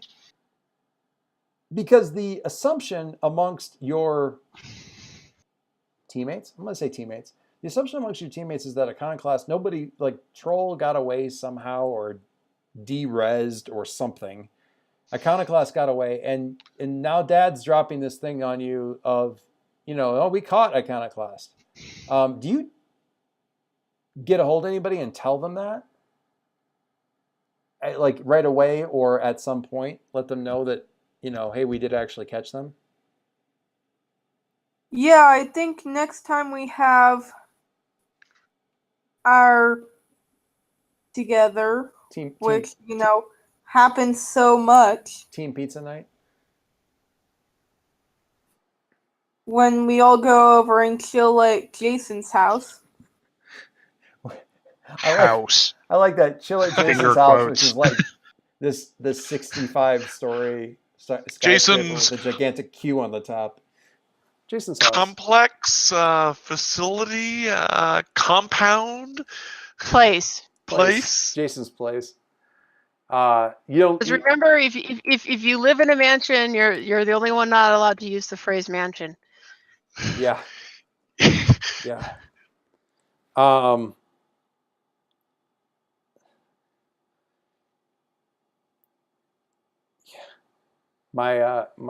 share this just for a random thing. I made some comment about like Sunday cleaning or something like that, and my sister says, so how does upkeep on the mansion? How long does upkeep on the mansion take? I'm like, mansion. She's like, you literally live in a neighborhood where the sign on the outside says Mansion Point. You don't get to go mansion. Still inaccurate, but you could say McMansion, and I'll accept that because it's, Anyway. Okay, so you're I don't know that you guys did meet up in the next couple of days, though. So is maybe school the first time you would have seen anybody on Monday? Yeah. Yeah. Okay, so... And would you and Jason have classes together or no? Probably, yeah. It seems likely. Are you nearly of an age, or are you different classes? I'm a senior. What are you, Harry? Well, I'm a senior. Okay, so yeah, you guys could definitely have classes together. Yeah, there's been more than a few conversations where the administrators want to say things like, Well, you didn't exactly test out for AP English, but I mean, we can certainly put you in there. I'm sure the testing was just inaccurate or something like that. No. No, I'm That's talking. No, I'm saying this is something. This is a conversation that Jason would have had. Yeah, sure. I mean, get some extra credits. Sure. Yeah. Whatever. Okay. So even though you're like, I'm not the smart one, you're still kind of going along with it, even when, I mean, and you do fine. It's fine with me, that kind of stuff. But yeah, yeah. And Jason or Harry's got to deal with the same thing too, where it's like, well, you're a Gale, so we'll put you in. I know how fast your Well, father. he's been in school the whole time, so. I know how fast your father can go through a textbook, so we're just going to put you in here because I mean, I don't want to make the obvious joke about putting you in the accelerated classes, Mr. Gale, but. I hear you're a quick study, Harry. Oh God! I opened the door. Why did I open the door? So I guess maybe at lunch or something like that, you guys, I mean, there's almost an assumption that you guys are going to, because everyone knows, I mean, it's you and it's Jason and you both like, whatever. The two of us are very carefully staying on opposite sides of the cafeteria. So do you avoid each other in school, or do you just kind of give up on that? Or do you have a couple classes together or anything like that? I'm just wondering, at what point in time does Jason find out that you guys actually did capture a bad guy? I mean, I can like write it down on the note and quick run it over to him. So you find it on your lunch tray. Like there's a slight gust of air, and the GM making a comment of like, "Oh my God, with speedsters around, why wouldn't you have a paperless office?" Because I can't not watch The Flash and think that. And you've got. By the way, we actually defeated Iconoclast and caught her. Yeah, she turned up in the guild. Pretty sweet. What are we gonna do now? 5 question marks at the end. I guess we'll celebrate. Woohoo! Pizza night. Pizza night. Pizza night. And that's after you've had dinner. Actually, Yeah. you live in a household full of supers. Yeah. They probably encourage, or speedsters. They probably encourage you to go out and find a second dinner or a third dinner every night. Otherwise, it gets very expensive. And Yes. actually, right now, going out and meeting up with the team, good idea. Team bonding is very important in the early days of the team. Quote, So says quote. the parent. So says the parent. Very often. The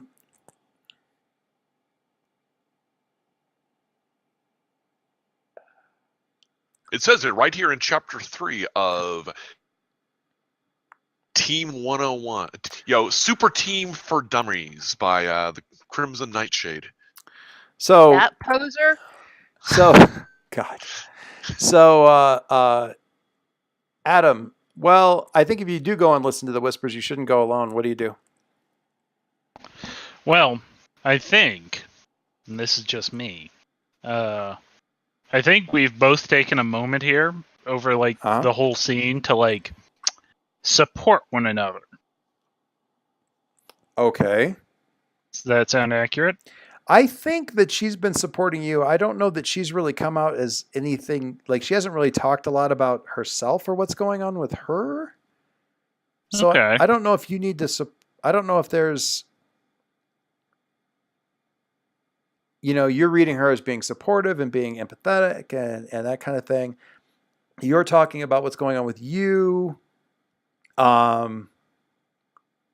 And this weird little, the voices thing and what should you do? You're definitely reaching out to her. I don't know that she's talked a lot about herself, but I could totally see it being her sort of supporting you in this. Okay. How does that sound there, Ghost Girl? Yeah. Okay. I think so. Okay. In that case, I'm going to have Ghost Girl roll mundane. Dun, dun, dun, dun, dun, dun. Good luck, everybody.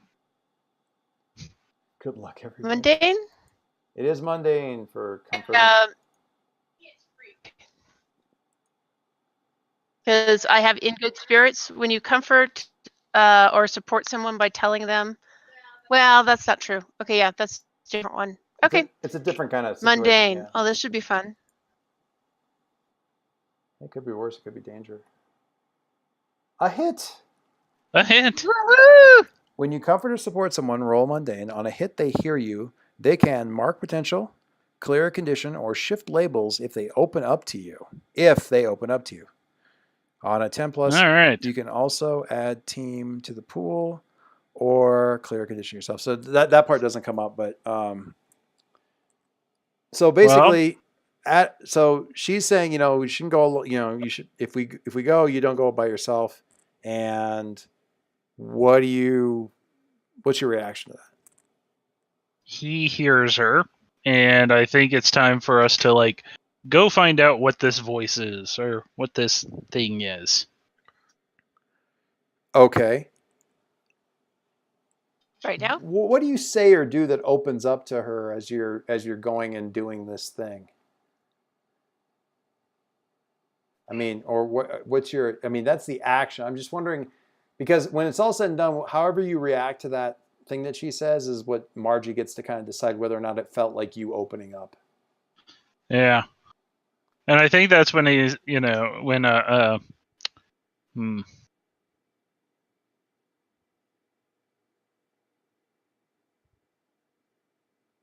Ooh, okay. Hello? So, yeah, nope, I was thinking about this in my head really quick. Okay. And that's, yeah. No, I was just like, Adam's gonna he's gonna take that little quick moment where he looks down and he knows exactly where his house is down there. Nice. And then he looks up at the thing out there, and he's just he just kind of looks at Ghost Girl and he's like, I don't know what's out there. Really, it's kind of scaring me. But like I told you before, if I'm scared of these things, I can't really just go and, some of my powers don't work then.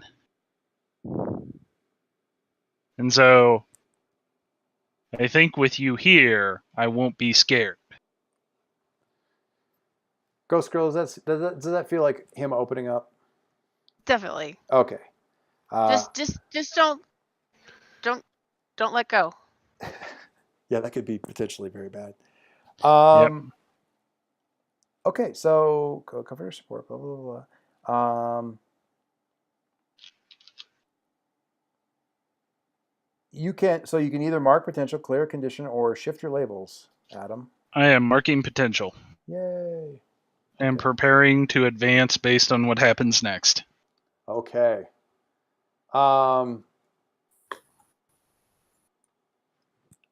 So we cut to Monday. It's lunch at school at Halcyon High. And Link, you're seeing Adam sort of sitting by himself. What's the scarf like when you're trying to play low key? Like the scarf is just sort of tucked away. Kind of. You said it gets really small, kind of not noticeable. Yeah, it gets really small. It's like a handkerchief size, and he just sort of has it in his pocket like a miniature safety blanket. I see. Okay. So he's kind of sitting by himself and sort of staring at his food, but not really doing anything with it. Oh, actually, slightly different. Okay. Slightly different visual here. It's just like a white little wristband that he'll fidget with. Like a little fidget bit. Sure. Like a Fitbit? No. Yeah, kind of like a Fitbit, yeah. Like that size. A friendship bracelet. Yeah. That's awesome. So Link, you see him kind of sitting there and he's sort of fidgeting with the bracelet, and the food's just sort of sitting there not being eaten. And he just keeps fiddling and twisting this thing, untwisting it, twisting it, untwisting it. 1,000 mile stare, 1,000 yard stare, I guess. What do you do? Will that break if you play with Are it too you much? okay? No, this is. I'm sorry, Margie. I'm jumping forward to, like, we're going to find out what he finds out when he sails out. But Oh, I gotcha. I'm doing it by You flashing broke up back. a little bit in there. Oh, right. So I Yeah, we're doing it by flashing back to, like, at Monday, talking back about what happened. got it. So, Link says, what did he say? Will that break if you play with it too much? And I think whenever he hears that, he'll just look up. He'll be like, "Oh, hey, Lee." Yo. There's an O at the end. It's Leo. It's okay. Leo. I that was actually me like trying to remember. It's like, what the hell's Link's name again? Oh yeah, Leo. And it was just I figure he would do the same thing too. It's just like, hi Leo. He's used to people not wanting to talk to him, so it's like, yeah, this is my name. Let's deal with it. So then after you say that, you kind of refocus on what he actually asked you. Oh. Yeah. No, actually, I don't know that it breaks. It's It'd be weird. bad if it did, right? Maybe. I don't know. It's weird. I'm weird. Everything's a little weird. Well, if everything's weird, then you're normal for everything, so that's fine.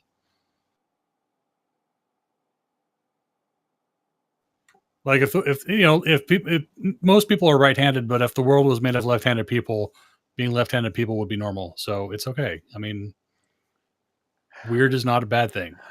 I like how good and yet bad Link is at comforting people. But I'm not left-handed. I like how good and yet bad Adam is at being comforted by people.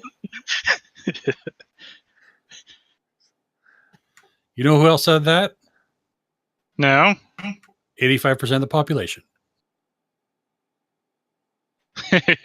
That's funny because that's the distribution of left-handed people or of right-handed people. Okay, so what's going on, man? Come on. So over the weekend, and like Adam's gonna take a second, and he's just like checking around really quick, and then when Leo sits down across from him, he's just gonna like say it really quietly. He's like, "So over the weekend, I went flying, and I ran into Ghost Girl, and she was super nice, and she was trying to help me like deal with my power stuff. You know how this stuff is. It's like." Starts burning if I don't use it a whole lot.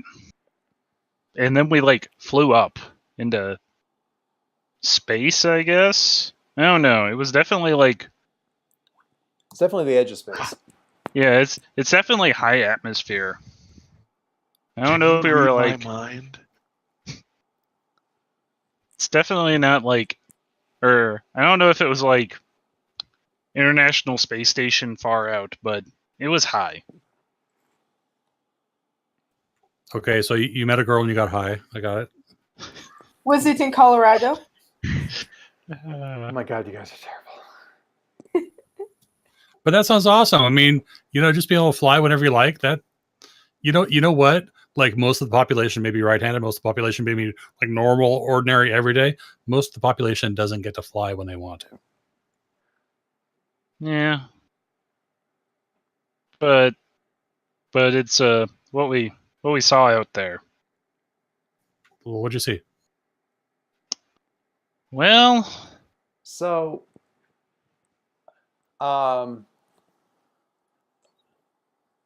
when you get out far enough, you feel like there's a and this is just Link assumed that he's doing his somewhat 13-year-old attempt to retell this thing, but as he gets out there and he's getting sort of low orbit kind of level of, and Ghost Girl's staying very close to him at this point in time, and he's starting to pick up this sort of signal, not a signal, like a voice. It isn't really coming from space. It feels like it's coming from inside you almost, or you're resonating with whatever this messages. So it was always there. I just couldn't hear it because of the background noise. Yeah, that makes total sense. Yeah. So it's not so much words as it is. Well, no, it eventually you've been feeling like it isn't so much words as a feeling, but then you start to realize you really do kind of hear words in it. They're just not words that you would have thought you could understand.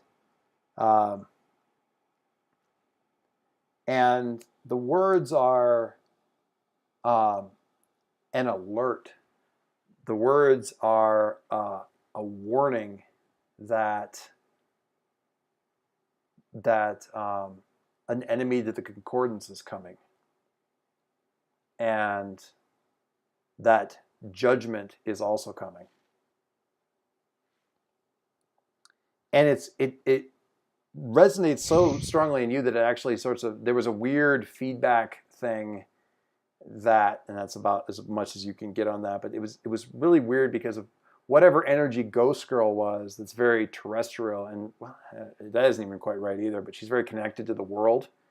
Whatever weird kind of energies that she's got going on sort of interacted with this, and it almost like you became kind of like the end of an antenna extending away from the world to really, you don't know whether you beam something out or whether something beamed back down through you down to the world or something, but it was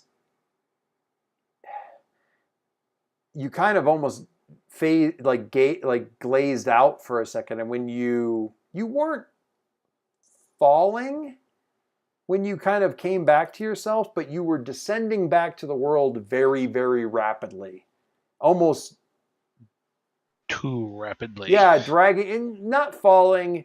Once you could, but it was Ghost Girl saying, Concord, Adam, Concord, slow down. What's wrong? You need to stop. Yeah, like you were. What are you running from? It's almost like you were running away from whatever you heard out in space. Some of it you still haven't been able to quite parse as to what was said or what the words were or something. You've been trying, you're not sure if you're dreaming about it but you haven't been, sleeping particularly well last night after that. But some sort of warning. It was some kind of alert.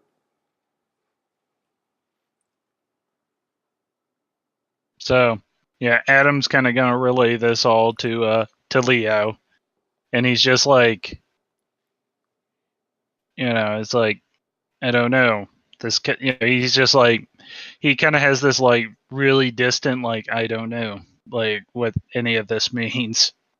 And you can get this vibe like he is like really, really worried about the whole thing. And I don't know if you know why or not. That's a good question. He may not know what you're feeling or why you're feeling it, but he is prepared with a GIF to illustrate the situation. That's rough, buddy. Nice. So what I got from that is you got issues, and I get that. So the other thing about what you just said also makes sense. It's like if you look up at the day in the sky, like all you see is blue and you see clouds and all that, like the stars are still there, you just can't see them. So this message is still coming through. Maybe you just can't, make it out all the time. So if you fly high, you'll hear it, but you can't make it out. You think there's maybe a way to make out more specifics if you do something different? Maybe. I mean, I don't know. All this stuff is weird. Like, well, like, did you ask for this thing or did you get chosen? Or like, how did you come about this? I kind of I thought it was a dream. Like, I was sleeping one night and the thing came to me and it just was like, I guess it chose me or I chose it. I don't know. It was weird. It was like not talking, but feelings and ideas and concepts. Which in a weird way is kind of how you just described that the message you were getting from. Mm-hmm. Yeah. And he's just gonna be like, do you know how like English teachers try to over-explain books? It's kind of like that.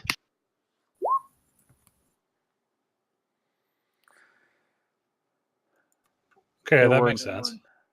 nuances that I didn't understand. Well, how about this? So you remembered this dream that you had where this thing showed up, right? Mm-hmm. Okay. What if you're like way up in the sky and away from all other interference, and you go to sleep and you have another dream?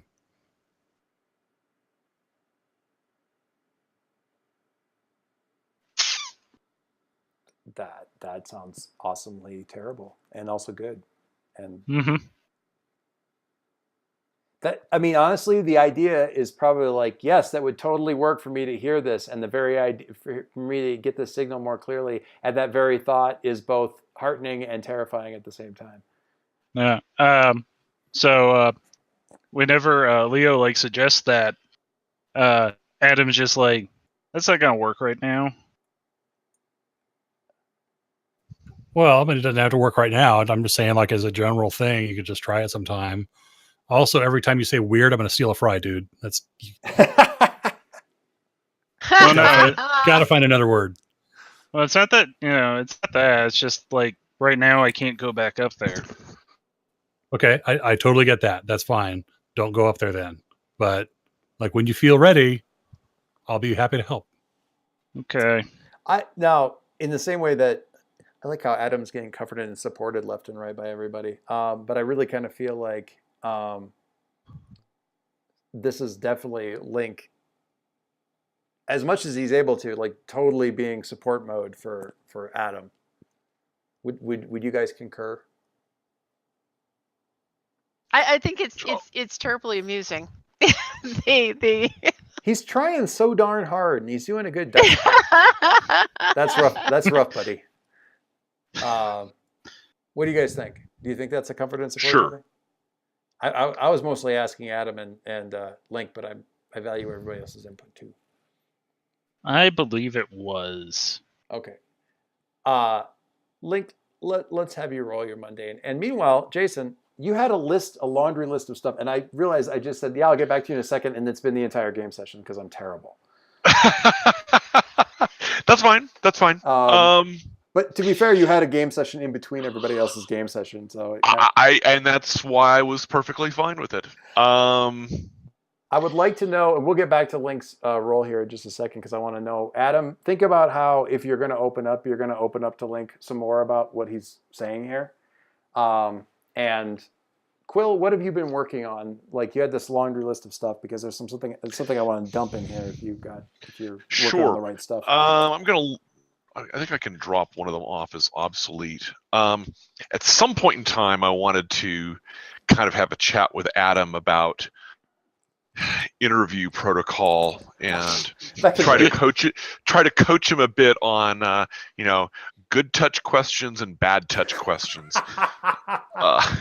I gotta get the comfort and support from all sides. That's so awesome. I like how everybody's just deciding they're going to babysit the 13-year-old. That's awesome. He kind of needs it right now. Yeah, that's fair. The other thing that I wanted to do at some point in time, and in the middle of high school is not, or in the middle of the school class is not the time to do it, obviously. Well, you've had a couple of days, though. I just want to make that clear. Yeah, I wanted to hit the computer systems there at the foundation, my sanctuary. And my original thought had been that I wanted to, before Link and I had our chit chat, is that I wanted to use them to try to figure out, or try to track down where Alicia was, see if there was anything that I could do to glean that information. After our conversation, that opened up some new research areas in terms of what sort of control I might be able to get over my nanobots, in terms of like maybe changing the way they network together. So that whole idea of going to a mesh versus a sort of a individual broadcast configuration, things like that. So some of that's going to be, some of that would be research, trying to research in to find my dad's notes about all of this. part of that would be calling up the little internal on my eyeball heads-up display for the settings screen for these things, and trying to play with them there. There's obviously some risk there in terms of overusing that interface or trying to get too deeply into the computer system. Right. Tell me about. Can you read me what the Dark Visions thing is? Have you got that handy? Yeah, I do. Because I think it may be relevant here. So Dark Visions. Mark your doom track to have a vision about the situation at hand. After the vision, ask the GM a question. They will answer it honestly. Okay. So I'll put it like this. You, with the use of, that's a little rough. Because I'm using the sanctuary as well, which is what essentially. I don't want to double dip on that, but you can. Okay. You can use the. I mean, I think it all kind of rolls together. Using the computer systems, your own nanobots, the AI from the computer system at the sanctuary, and your own nanobots, and the Dark Visions thing, kind of together, it will advance your doom track. But there is a way to extend, if you want to find out more about what happened with Alicia and everything like that, you could theoretically reestablish a link with the nanobots that you lost. Oh, the nanobots that I lost. Ah. Would you like to learn more? It may take some. Yes. It may take some time, but you could have the AI working on that, and when the link's established, you would get the information. It's going to advance your doom track, obviously because it's Dark Visions, but you can basically, you could reestablish things, and if they were any of them still functional at all, you'd get some more information about what was going on right there. In terms of whatever they may have recorded about what happened when Harry ran into Alicia and whatever she did, said, maybe get a sense of whatever she's using to tie into the nanobots that way. Yeah. Okay, cool. Absolutely. Cool. All right, so I'm going to jump back to you in just a second. Adam, how do you open up to...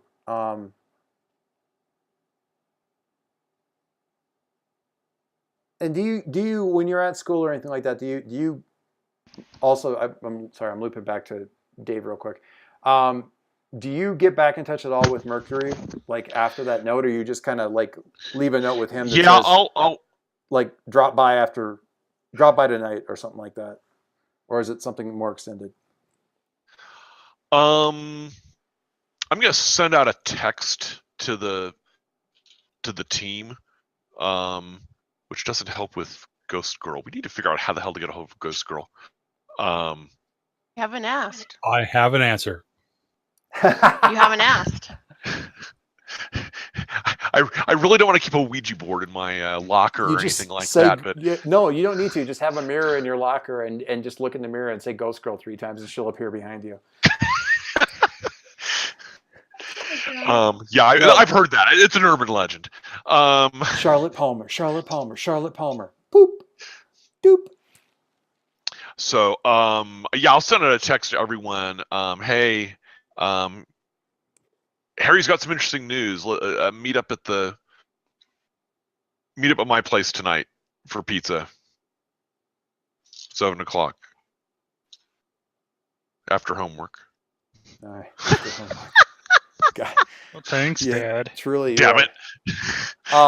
Okay, so Adam, how do you open up to Link, or do you open up to Link? I think he does, and I think it's going to be one of those things where, like, after Leo's kind of like, giving him the quick little talk, Adam's just like, well, he's like, I don't think you understand, Leo. It's like I couldn't go back up there if I wanted right now. And he's like, I can't fly right now. Oh. Well, you can fly under someone else's power, right? I like how he just goes straight past the I can't fly right now thing. And he's like, yeah. Yeah, Adam's like, well, yeah, I can, I guess. Okay. So there's can't fly and there's won't fly. If it's can't fly, we can help. If it's won't go up there, that's different, and you got to give that time, but that's fine. Well, yeah, but I mean, like when me and Ghost Girl were coming back down, we were just like hurtling down, and like Ghost Girl had to like stop me before we hit the ground. Okay. That's good to know. You know why? And Adam's kind of like a little nervous about it. He's like, oh, when I'm scared, I can't fly. And when I don't like somebody, I can't protect myself. Oh. My powers are weird. And he pushes his tray over so he can take the fries. Thank you. Okay, that's perfect. I love that. All right, so you guys both get a text message at the same time. Said, "Hey, stop by tonight, or after homework or 7 or whatever." Oh, by the way, just all of the weird little interactions that happened there really quick. So I think Adam opened up. Yeah. Bill, I think you get potential because you did your support your friend or whatever for your bull's heart. Yes, is that right? I think that's right. Is that right, Link? The only time I would get potential would be share a triumphant celebration. The bull's heart doesn't actually provide potential for anything. Oh, I thought it was under the friend and last time you were like, yeah, when you comfort and support your love or rival, mark potential on a hit. Oh, yeah, there's 4 potential rolls, but I didn't take that roll. Oh, I thought you did with Adam. Sorry. Love. It's you fill the slot, but like there's 4 like stances that you can take with your love and rival. And Okay. I took one of them, but not that one. You're defending. You're the defender kind of person. Oh, right. Never mind. Thanks for looking out for me. I appreciate that. Was there another? Mike, however, did you spot somebody else's end celebration move or something from last week that you were going to mention? I did. It was Ghost Girls. What is Ghost Girls? What is Ghost and Girls? I thought we went over that. Maybe we did. Yeah, it was when you share a triumphant celebration with somebody, or no, that's the protege. No, what was I thinking of? It was well, we can jump right to the text, but if you got anything else to say, we can talk that out. Oh, okay. Yeah. But yeah, hold on a second. Nova. Oh no. No, it wasn't Nova. She's an outsider. Don't worry about that. I was talking about the one for right now. Okay. All right. Because when you share a moment of vulnerability or weakness with somebody, tell them how they could stop you if it came down to it. Give them influence over you in clear condition. You can give them. Which I'm just giving Leo like more and more influence over Concord. Yeah. I mean, at this point in time, if it takes influences, basically he just gets to shift your labels again. At this point. But you get potential again? Uh-huh. Oh my God. Yeah, because I got it from the comfort and support, not from that move in particular. Oh, I see. But if I had a condition, I could have unchecked it. Oh, that's right. Clear that. But you could just give him.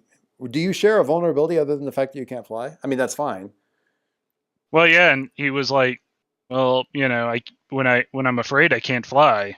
So, and he's basically giving him like, yeah, if you want evil, here are all the ways to take me down. By the way, make me afraid, and I can't fly. That's very cool. If I hate somebody, I can't protect myself. Ooh. Yeah. Interesting. Oh wow. See, I'm glad you explained that because that went shooting past me. So at least the GM needs to know how to mess with you too. So I appreciate that. There's a third option there, and that one is the worst one. Okay, so Link, you have the option to shift Concord's labels if you see fit. So you can take a look at that and see if there's how you want to shift those. If you feel like that makes sense to do, you have that, he's opened up to you, and you already have influence over him, so you can shift labels if you want to do that. Yeah. Listen, man, I mean, I get it. Like, I come at this from kind of a mechanistic perspective. It's like I build tools and they work a certain way, and I have friends and they work a certain way. And so I'm not used to things just like not working because I feel a certain way, but I get that you do. So we can support each other though in this. Like, if you have some like emotional condition that says I'm going to stop your powers from working, there's other people around you who will come and make up for that. And you know what? If someone breaks my stuff down, if someone broke my suit or took control of it somehow, they could not probably deal with what you have to bring to bear to help me. And so by being different from each other, we're able to support each other in ways that, like, similar people may not be able to. You have a lot of advantages going on, and I get that people feel afraid, and I feel afraid a lot of the time, but you know what? We will be there for you. And you are amazing, and you are this awesome dude. You will take care of business when we need you to. I trust you. I will look out for you, and I know you'll look out for me. Okay, so what are you shifting? First of all, you are a lying liar pants to say that you don't know anything about something not working for you when it doesn't feel like it wants to work for you, because that is exactly what Numa is doing right now. Yeah, but I trust her. That's fair. And I know why that is, but that's fine. I feel like I want to push his freak up a little bit. You want to push what up? I'm pushing his freak up, and I'm gonna say mundane down. His freak is maxed. Oh boy. Here I go. Do you want to do that? Because if he accepts it, I feel that is the best. That's totally awesome. That is the best. Because basically, what I'm seeing happening there is if you go for that and he accepts it, he'll instead take a condition and probably insecure. More conditions for everyone. Yes. So this will just make it better for me to burn later. Exactly. And we take more damage like talking to each other than we do fighting bad guys. I love that. I love that about you guys. All right, so insecure from that exchange. I love the fact that he's like talking about how awesome you are and it makes you more insecure. And since you can't fly right now and that's because you're afraid, then I'm giving you the condition of afraid too. That is perfectly fine right now. All right, so you guys get a text message from Jason saying, "Hey, tonight 7, we got stuff to talk about. Pizza will be in the house." Link, you get another text as well. It's from Waters that says, "We need to talk." Ghost Girl, how do you know, or do you not? I mean, you're keeping an eye on everybody, so you're going to kind of know that this is happening and can get together and stuff. But do you? We'll have to talk some more about that, figuring out what's up with Ghost Girl. Well, they've never asked how to get a hold of her. That's true. They haven't. But you'll know about this. Well, if they're all coming together like this, you're going to know that they're coming together like this. Harry, you get the text message saying the message about 7 o'clock. And you also get a message from a blocked number asking if you still need the other base. The safe house, not base, safe house. I found a wild hyena. Maybe, or it might be jaguar. Hard to say. One or the other. Certainly one or the other. Was she cute? Jaguar? Yeah. Did you guys? The picture was up there. I know. I'm teasing Harry, not you. Of course. So that's happened. Jason, you get a download. Like right after you send the text, you get a download from the AI. That's basically 24 hours, starting from Harry racing away from you forward, compressed into about a 5-second like flashback. Ow. Yeah. You're able to, first of all, it hits you and like just migraine, but then you're able to kind of rerun through it and like, sort of start to parse it apart. Based on the electromagnetic signals that were coming off of some of Alicia's gear, and she is wired to the nines. She had so much gear on her. It was, most of it miniaturized, but yeah, she makes preppers look like beginners. She's got a ton of stuff on her at any given time. You're almost sure that it was you pushing the signal out. So the mesh network looks like a really good way of getting her off your track, unless she's close. It wouldn't help. It wouldn't help if she's close, but if she's close, you've got bigger problems. The other thing that you get is a lot of, you also see when the guards come and pick up Iconoclast, which is like maybe a half an hour, you see Harry disappear, which is really weird because he's running around trying to dodge the lightning, and the lightning really interacts with, it's not really lightning. Although if you were to describe what it really was based on the readings that you're getting, it would sound indistinguishable from a layman's understanding of lightning. It's not. But it interacts really weird with his whole like sort of speed field and everything like that. And you see him sort of, it looks actually a lot like when, I don't want to throw that red herring out there, but in a weird way to the nanobots, it looks like a lot like when Troll derezzed, but he sort of like vibrates out of focus until he's just not there anymore. You see that happen about, and then she kind of like stares at the position and takes a couple of readings from this little like wrist mounted screen, curses to herself a couple times, and then sort of flies off. I'm sorry, who is this? This is Alicia Chin, back when she was fighting Harry. And about a half an hour after that, you see the guards from Kill Devil show up and pick up Iconoclast and get her into like sort of a security van and get her back to the thing. And, you're just letting it spin past. And about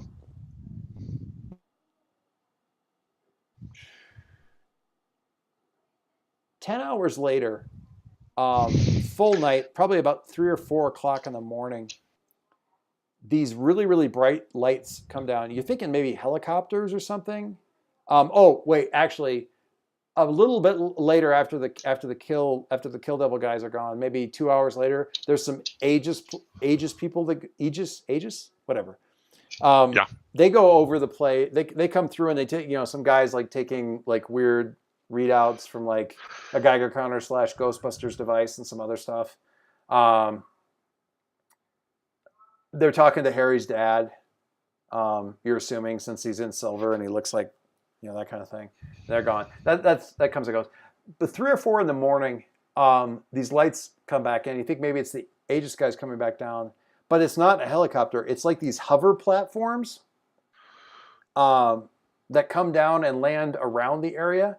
And the whole place, they all kind of disgorge a bunch of guys that are in like uniform / sort of definitely sort of soldiery type of uniform, but not of a style that you would associate with typical military. Bronze and leather, but high tech. The coats go down to like, so it's like kind of a long coat thing, but sleeveless with like a black undercoat. Clean shaven guys, but weird costume kind of design. Yeah. With like a weird, like sort of a stylized logo on the breast, like a where a U.S. soldier would have like a flag or something like that. And they go over this thing with all kinds of weird devices. They bring out stuff that hovers, like it looks like a freaking like a flatbed scanner, like an old like 80s size flatbed scanner, but like it hovers, and they're going over that whole area where Harry was at and where the electrical scorch marks and stuff are on the ground. They go right over the nanobots several times, bring over additional gear there, but they're really paying. They sort of discard. It's like interesting but not important, and they spend probably an hour taking ridiculous numbers of readings and stuff over the area right where Harry disappeared. Right. And then they pile back into the hover platforms and head back out over the water and out to sea. So do these guys or their uniform, the hover platforms, look at all familiar? Well, you have been reading the files. So yes. And we can let me just look at how this thing shakes out. Foundation resources and encounter important.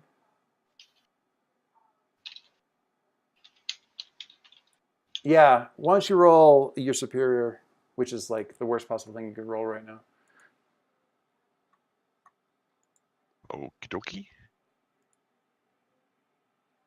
No. Not well, kind of like the eye pieces, but different color. And more like long. That's from the intro of Johnny Quest. Yeah. Yeah. It's not the intro of Johnny Quest. You said flying platforms, so I had that immediate well, but no, not those hover platforms. Dun, dun, dun, dun, dun. Wait until guys row up on boats to us. Giant kimono dragons. Yep. On leashes for some reason. Igua! So the good news is you recognize them. The bad news is you know virtually nothing about them. And you've only ever seen anything about them when you're like on news channels and stuff. Your dad has no information on them. It's almost as this is what's mind-blowing. Your dad, and by extension the Quill Foundation, has basically nothing on these troops or their leader. Like had absolutely no interaction with them whatsoever at any point, and you can't figure out how that could even be because you're cutting in and out, Doyce. Can you repeat that again? Okay, sorry about that. It always is when I'm like dropping big pieces of information. Can you hear me now? Yes. Waiting for the data to catch up. I was about to say it may be the long data streams in what you're saying, so you might want to take a second in between. That could be true. What you're saying for it to. So the weird thing is, like, the only information that you have on these folks is what you've seen in the news and whatnot, because your dad, his files, and by extension the Quill Foundation's files, have absolutely nothing on these troops or the leader that they represent.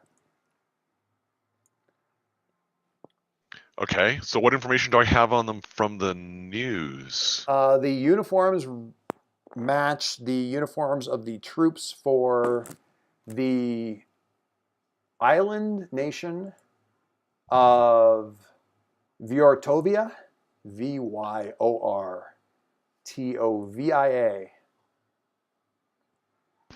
Yay, our first fictional country. Yeah, Vyortovia. Achievement unlocked. A small island nation that is ruled by the Dread Queen, whose picture just showed up on the screen there. And that should give you a pretty good idea of what their uniforms look like. You know, tabard, long coat kind of a deal. Picture the top level layer is sleeveless though for them with a black underlayer. That kind of deal with a helmet and the goggles, sure, like the hover. The platforms are more like big flat rectangles though. But yeah, these are troops. And Dad's files are empty about these guys? As far as you could tell from Dad's troops, he has never encountered nor even heard of her. They are absolutely non-existent. But they've been in the news. They've been in the news in the last couple of years more than any place else. There's can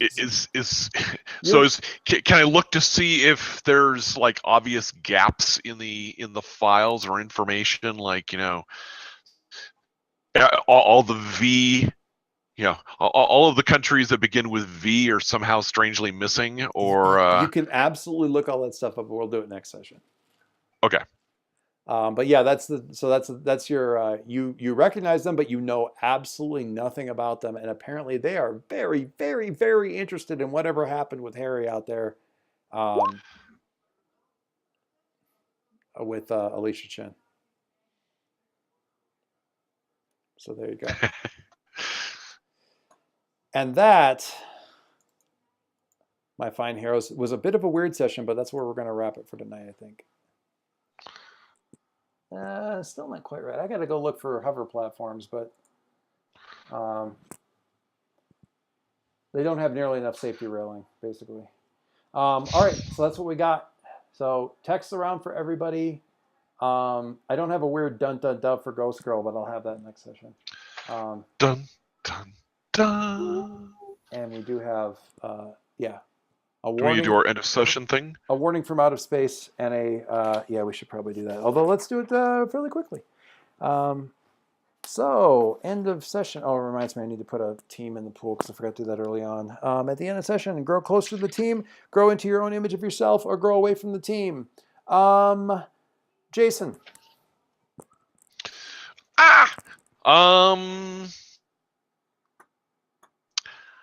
I have grown into my image of myself by sort of taking the bull by the horns and really... Hey. Sorry. By rejecting feeling like an outsider and by kind of manning up and trying to find out more about Alicia, and even if it costs me to do so. So I am going to shift labels up and down, but I don't know which ones yet. Go ahead and do that, and make sure that you mark your doom track. And Dave, that link that you actually put up with the round hover thing, like if you took that and made it like about 20 feet long and 10 feet wide, rectangular, then yeah. Okay. Something kind of like that. I have a picture of it. That was also from Johnny Quest, but that's okay. So like the Boba Fett platform, only less nice. Yeah, not even that. I'll go find. I'll dig up images. I didn't really. I didn't go image hunting for that one yet. Link, closer to the team, into your own image of yourself, or away from the team. Definitely not into my image of myself, but Concord gave me an opportunity to try to help him out, no matter how badly that was done, and so I feel closer because of that. So Concord gets influence over me, and or can shift labels, and I'll take potential. I'm keeping it secure around because it's still pretty dominant. Okay. And I don't know, Concord, do you already have influence over him? I do. Okay, so you. Insecure should be a mandatory trait for all of us. Well, we're going to get rid of the influence. Eventually, we'll be hurting the influence here, but that'll take some time. Yeah, we've got to start hurting each other, but that requires a whole bunch of building up first. Yeah. First the bonds, and then the pain. Yeah. So figure out what you want to move on Bill, on Link and Mercury. When I get back around to Concord, you can tell me what you're doing to Link. I'm gonna just put in text. All right, that's cool. Mercury, grow closer to the team, grow away from the team, grow into your own image of yourself. Grow into own image of myself. Okay. How are you seeing yourself? I'm really feeling like a superhero, like I'm doing something right and helping people. And cool. What are you gonna shift? I have no clue. Okay.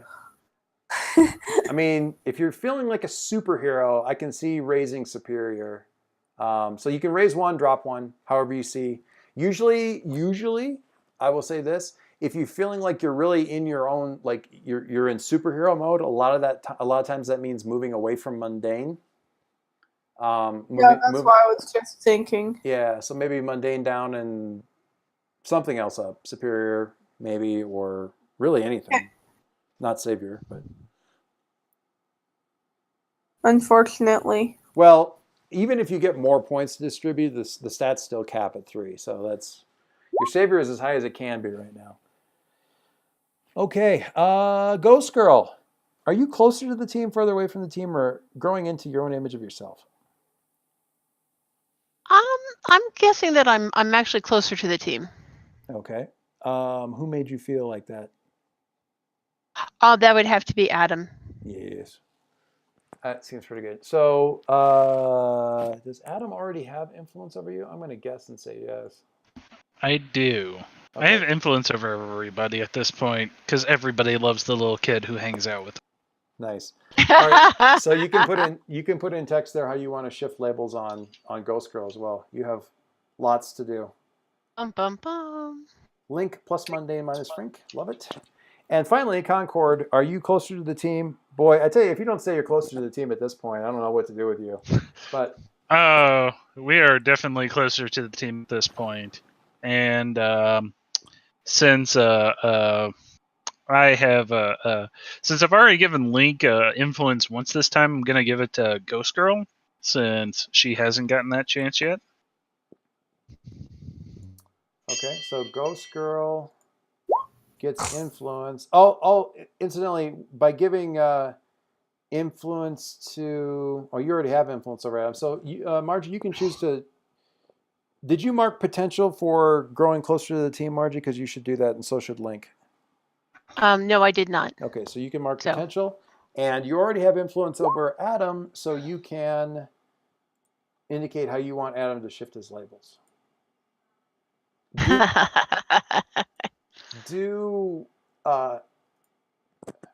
Although don't raise his freak any higher because I don't think he can take any more conditions. The boy's had a rough time. No, I need my +3 to burn. Jeez Louise. So yeah, you can. Yeah, unfortunately, we can't see his stats. Right now he has freak at 3.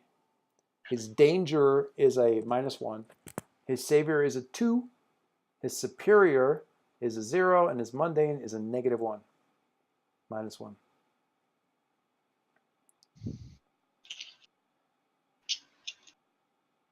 I could certainly see raising his mundane just because he's. Yeah, I was gonna say, since he's been opening up to so many people, that actually makes them more comfortable with him. So that sort of helps with the comfort and support.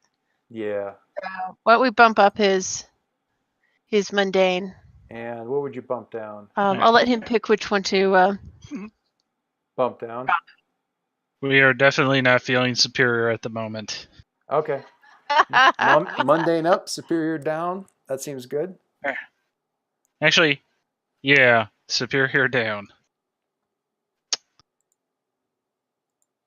It's so funny that Link's mundane is so high. Dude, you're ready to read some people.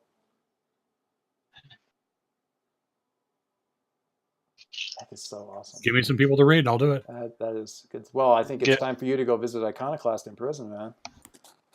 Yeah, I think that's coming up pretty soon. All right. So, that's where we are. Thank you guys for running a little bit late there. I'm sorry I did. We got started late. We ran a little bit late, and this will be the one where people are like, man, the time continuity is weird on this issue. There wasn't any fighting going on. Everyone's just talking. There was a lot of weird flashbacks. What was going on with it? Did you guys get a different writer? What's going on, man? Are you just late for the deadlines? What's going on? All right. And Jason, did you get your... What was the name of the coffee shop, by the way? Deja Brew. Deja Brew. I have this futile hope that they would just keep changing names every time they get sued. No. Deja Brew is this one, and then there's the other one that's kind of well known, and it's kind of down in the middle of the city, in a really ritzy part, like a really nice, like where the rent would be ridiculous, but it was sort of given to him by the city. There's a coffee shop that's run by retired superhero, like Silver Age superhero, super soldier type, got his like super soldier training kind of thing, did his thing. He's a retired super now, and it's run by him, and he's the owner operator, full-time owner, part-time operator, and his daughter helps him run it too, and that one's called Has Beans. Nice. I'm doing as many puns as I can for you guys, but You're behind on the pun count. I acknowledge that, but this counting my daughter 6 against 1. All right. With that, thank you guys. It's late, so I will end things here. Thank you so much. Good game. Sorry we had people kind of split up and I didn't get as much time with everybody, but hopefully good stuff That was happening good. there. Yeah, I like it. Good stuff. I love an occasional talkie session. Always good. Next time, more punching. I was glad to see a lot more time for Harry and Ghost Girl. That was really good. Thank you for that. I appreciate those of you who ended up getting a lot of quiet time tonight, being okay for that. So that was great too. Thank you guys. Very good. You guys have been really, really considerate of each other on this, and it would be easy to make this game feel PvP-ish, and it's not that way, even when people are kind of like busting, oh, I'm picking up conditions, and honestly, what I think is most remarkable about this game more than the other ones that we've played that are also PBTA is, it's always been like, hey, we failed, we get XP at least, kind of a thing, like, hey, small.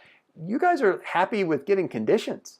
You guys are like, yes, I'm getting slammed, my labels are changing, and I'm going to be terrible at this thing I like doing going forward, and it's like with the Lion King, it's like, her, she wants to eat him, and everyone's okay with that. Well, it's like the conditions that we take align well with our internal ideas of how we want the characters to be. Like, nobody wants to play a character who just lost a hand, but everybody can understand what it's like to play a character who's angry. I'm totally going to make it awesome for one of you guys to lose a hand, but in the meantime. Just check out Ghost Girl's post of some of her friends. That was gorgeous. Comment. Mm-hmm. Although, given the number of ex-presidents who have come from this area, I was just like, man, we need like a dead president there, just because. Closest I came was the sideburn guy. I know, that was what gave me the idea, because I was like, yeah. I don't think we've had any presidents from North Carolina, though. Well, but they just had to die there. They didn't have to be from there. So weirdly, I didn't get any notifications. I still have more images to share with you guys. I'm seeing new. That's just the first bit. Dave can describe what my window looks like here. Oh wow! I'm gonna stop feeling guilty. Worse than normal? Oh, I cannot wait to go through all of these. This is so good. Thank you, Margie. This is good stuff. Yeah. Oh, this is so good. Man, I love. There's on the living people yet, but no, I'm looking at the living people. Oh, that's awesome. Yeah, Google is your friend. I'm just going to be sitting around here like. Actually, a lot of these came from Pinterest. Love it. It's funny, I didn't get any notifications of the new posts, but I can see them. I usually get notifications of the changes, but I didn't see that one. It's fine though. These are awesome. I cannot wait to look at them in more depth. But in the meantime, guys, I said, and I hopefully I wasn't fishing for this kind of thing and have everybody, but I said in one of the little, the RPG questions and stuff for August, that one of the coolest things that players can do to say thanks to a GM is like be engaged in the game and do stuff, like, seeing people create stuff. And you guys have always been awesome with that, but man, this game has been turned to 11. I like clapping with glee every day with different stuff that people are putting out there or just talking about, or in the game, out of the game. It's all great.